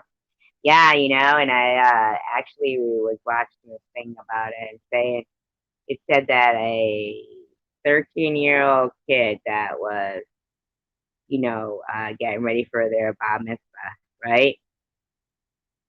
So they were studying Hebrew. They'd be able to read the Dead Sea Scrolls. So that Hebrew that it's written in is still alive to this day, you know. So that in itself means, and I'm not saying that's the only language that has, with the time. I'm just saying that you can definitely tell that a language and a, certain group of people has been around for a long time if they still can read. Like, I mean, we really don't have a lot of people around that can look at hieroglyphs and just start reading them. I'm wondering if anybody can really read them. I'm starting to wonder if they mean anything at all. After I was reading that thing about um, pyramids and the Egyptian Book of the Dead, I started to think maybe that those sorcerers,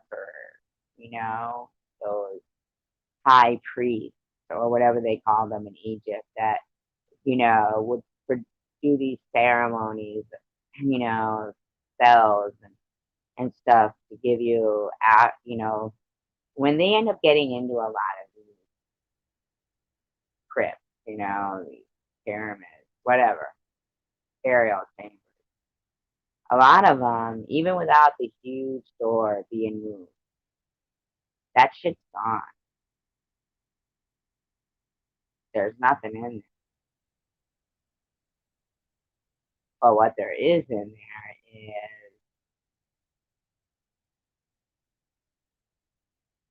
I wonder sometimes if,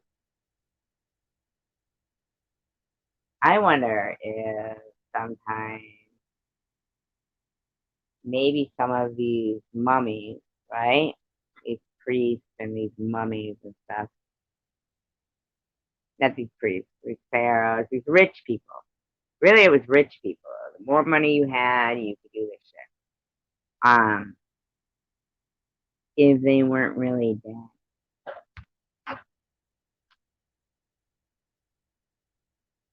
You know that? What if you told somebody, right? You went to a spa. They said, we're going to wrap you in this green seaweed and then this and this and this, right? And we're going to put you in this chamber for this amount of time.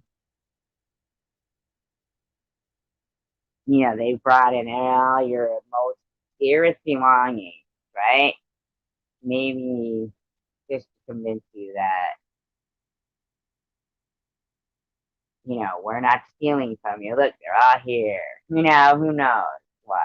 Maybe they always want to. I talking with Tommy, and then they put this brick thing over them after they wrap them very tightly, like a mummy.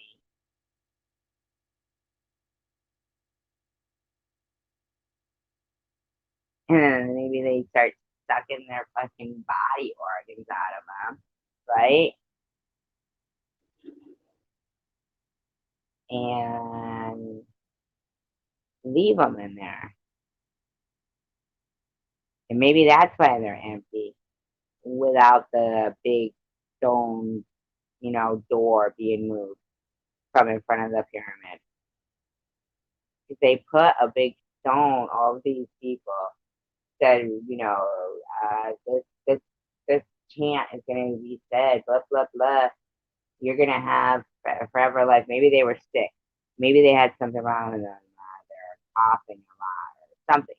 You'll be healed when you come out, and their whole entire, you know, shit is just gone. And that fake priest sorcerer moves on. I mean, how's anybody really going to warn people about somebody like that? There's no, you know, newspaper and shit.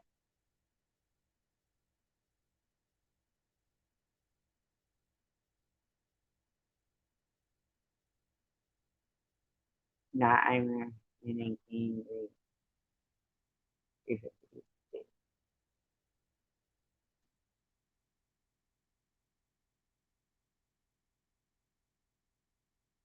You know, and I mean, like, that would kind of make sense because wasn't, is it Macedonia or something where Alexander the Great,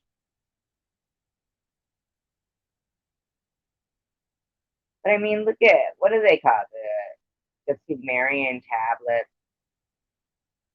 And people would say, yeah, but can anybody really decipher or whatever it is, the Sumerian tablets? Is that what they're called?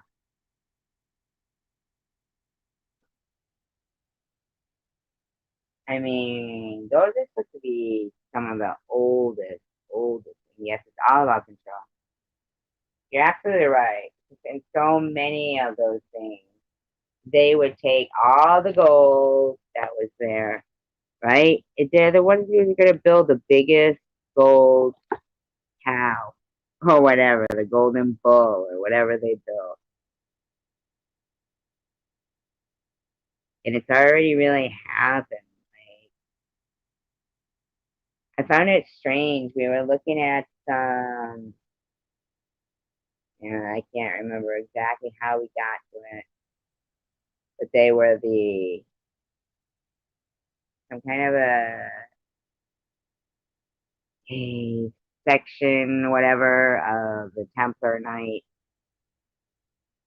and they were actually, this person was actually named as the person on December 25th. And like, that's just so kind of weird. I mean, you know, maybe they really had their own, maybe their, maybe the Bible is written to their narrative, you know. I do believe that the Old Testament, is Maccabees in the Old Testament? I want to feel like it is.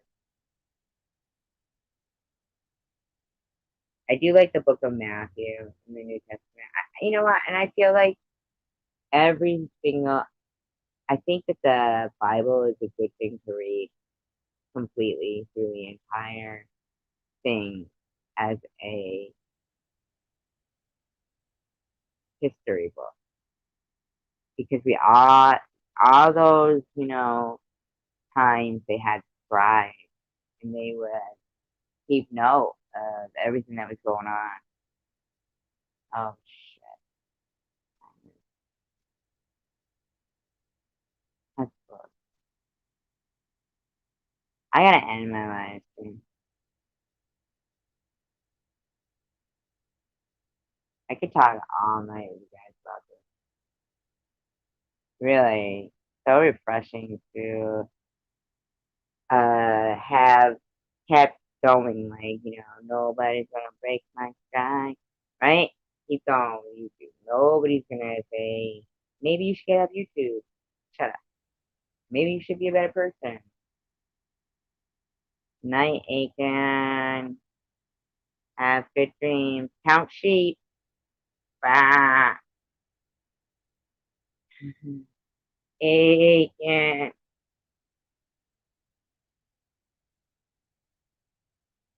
Nope, I'm not. Because without YouTube, I would have never met a lot of the people that I have and had conversations that I've had and have the laughs that I've had. I'm so glad we had this time together just to have a laugh and share, smile. I don't know the rest of the song. It was Carol Burnett. He's loving tacos.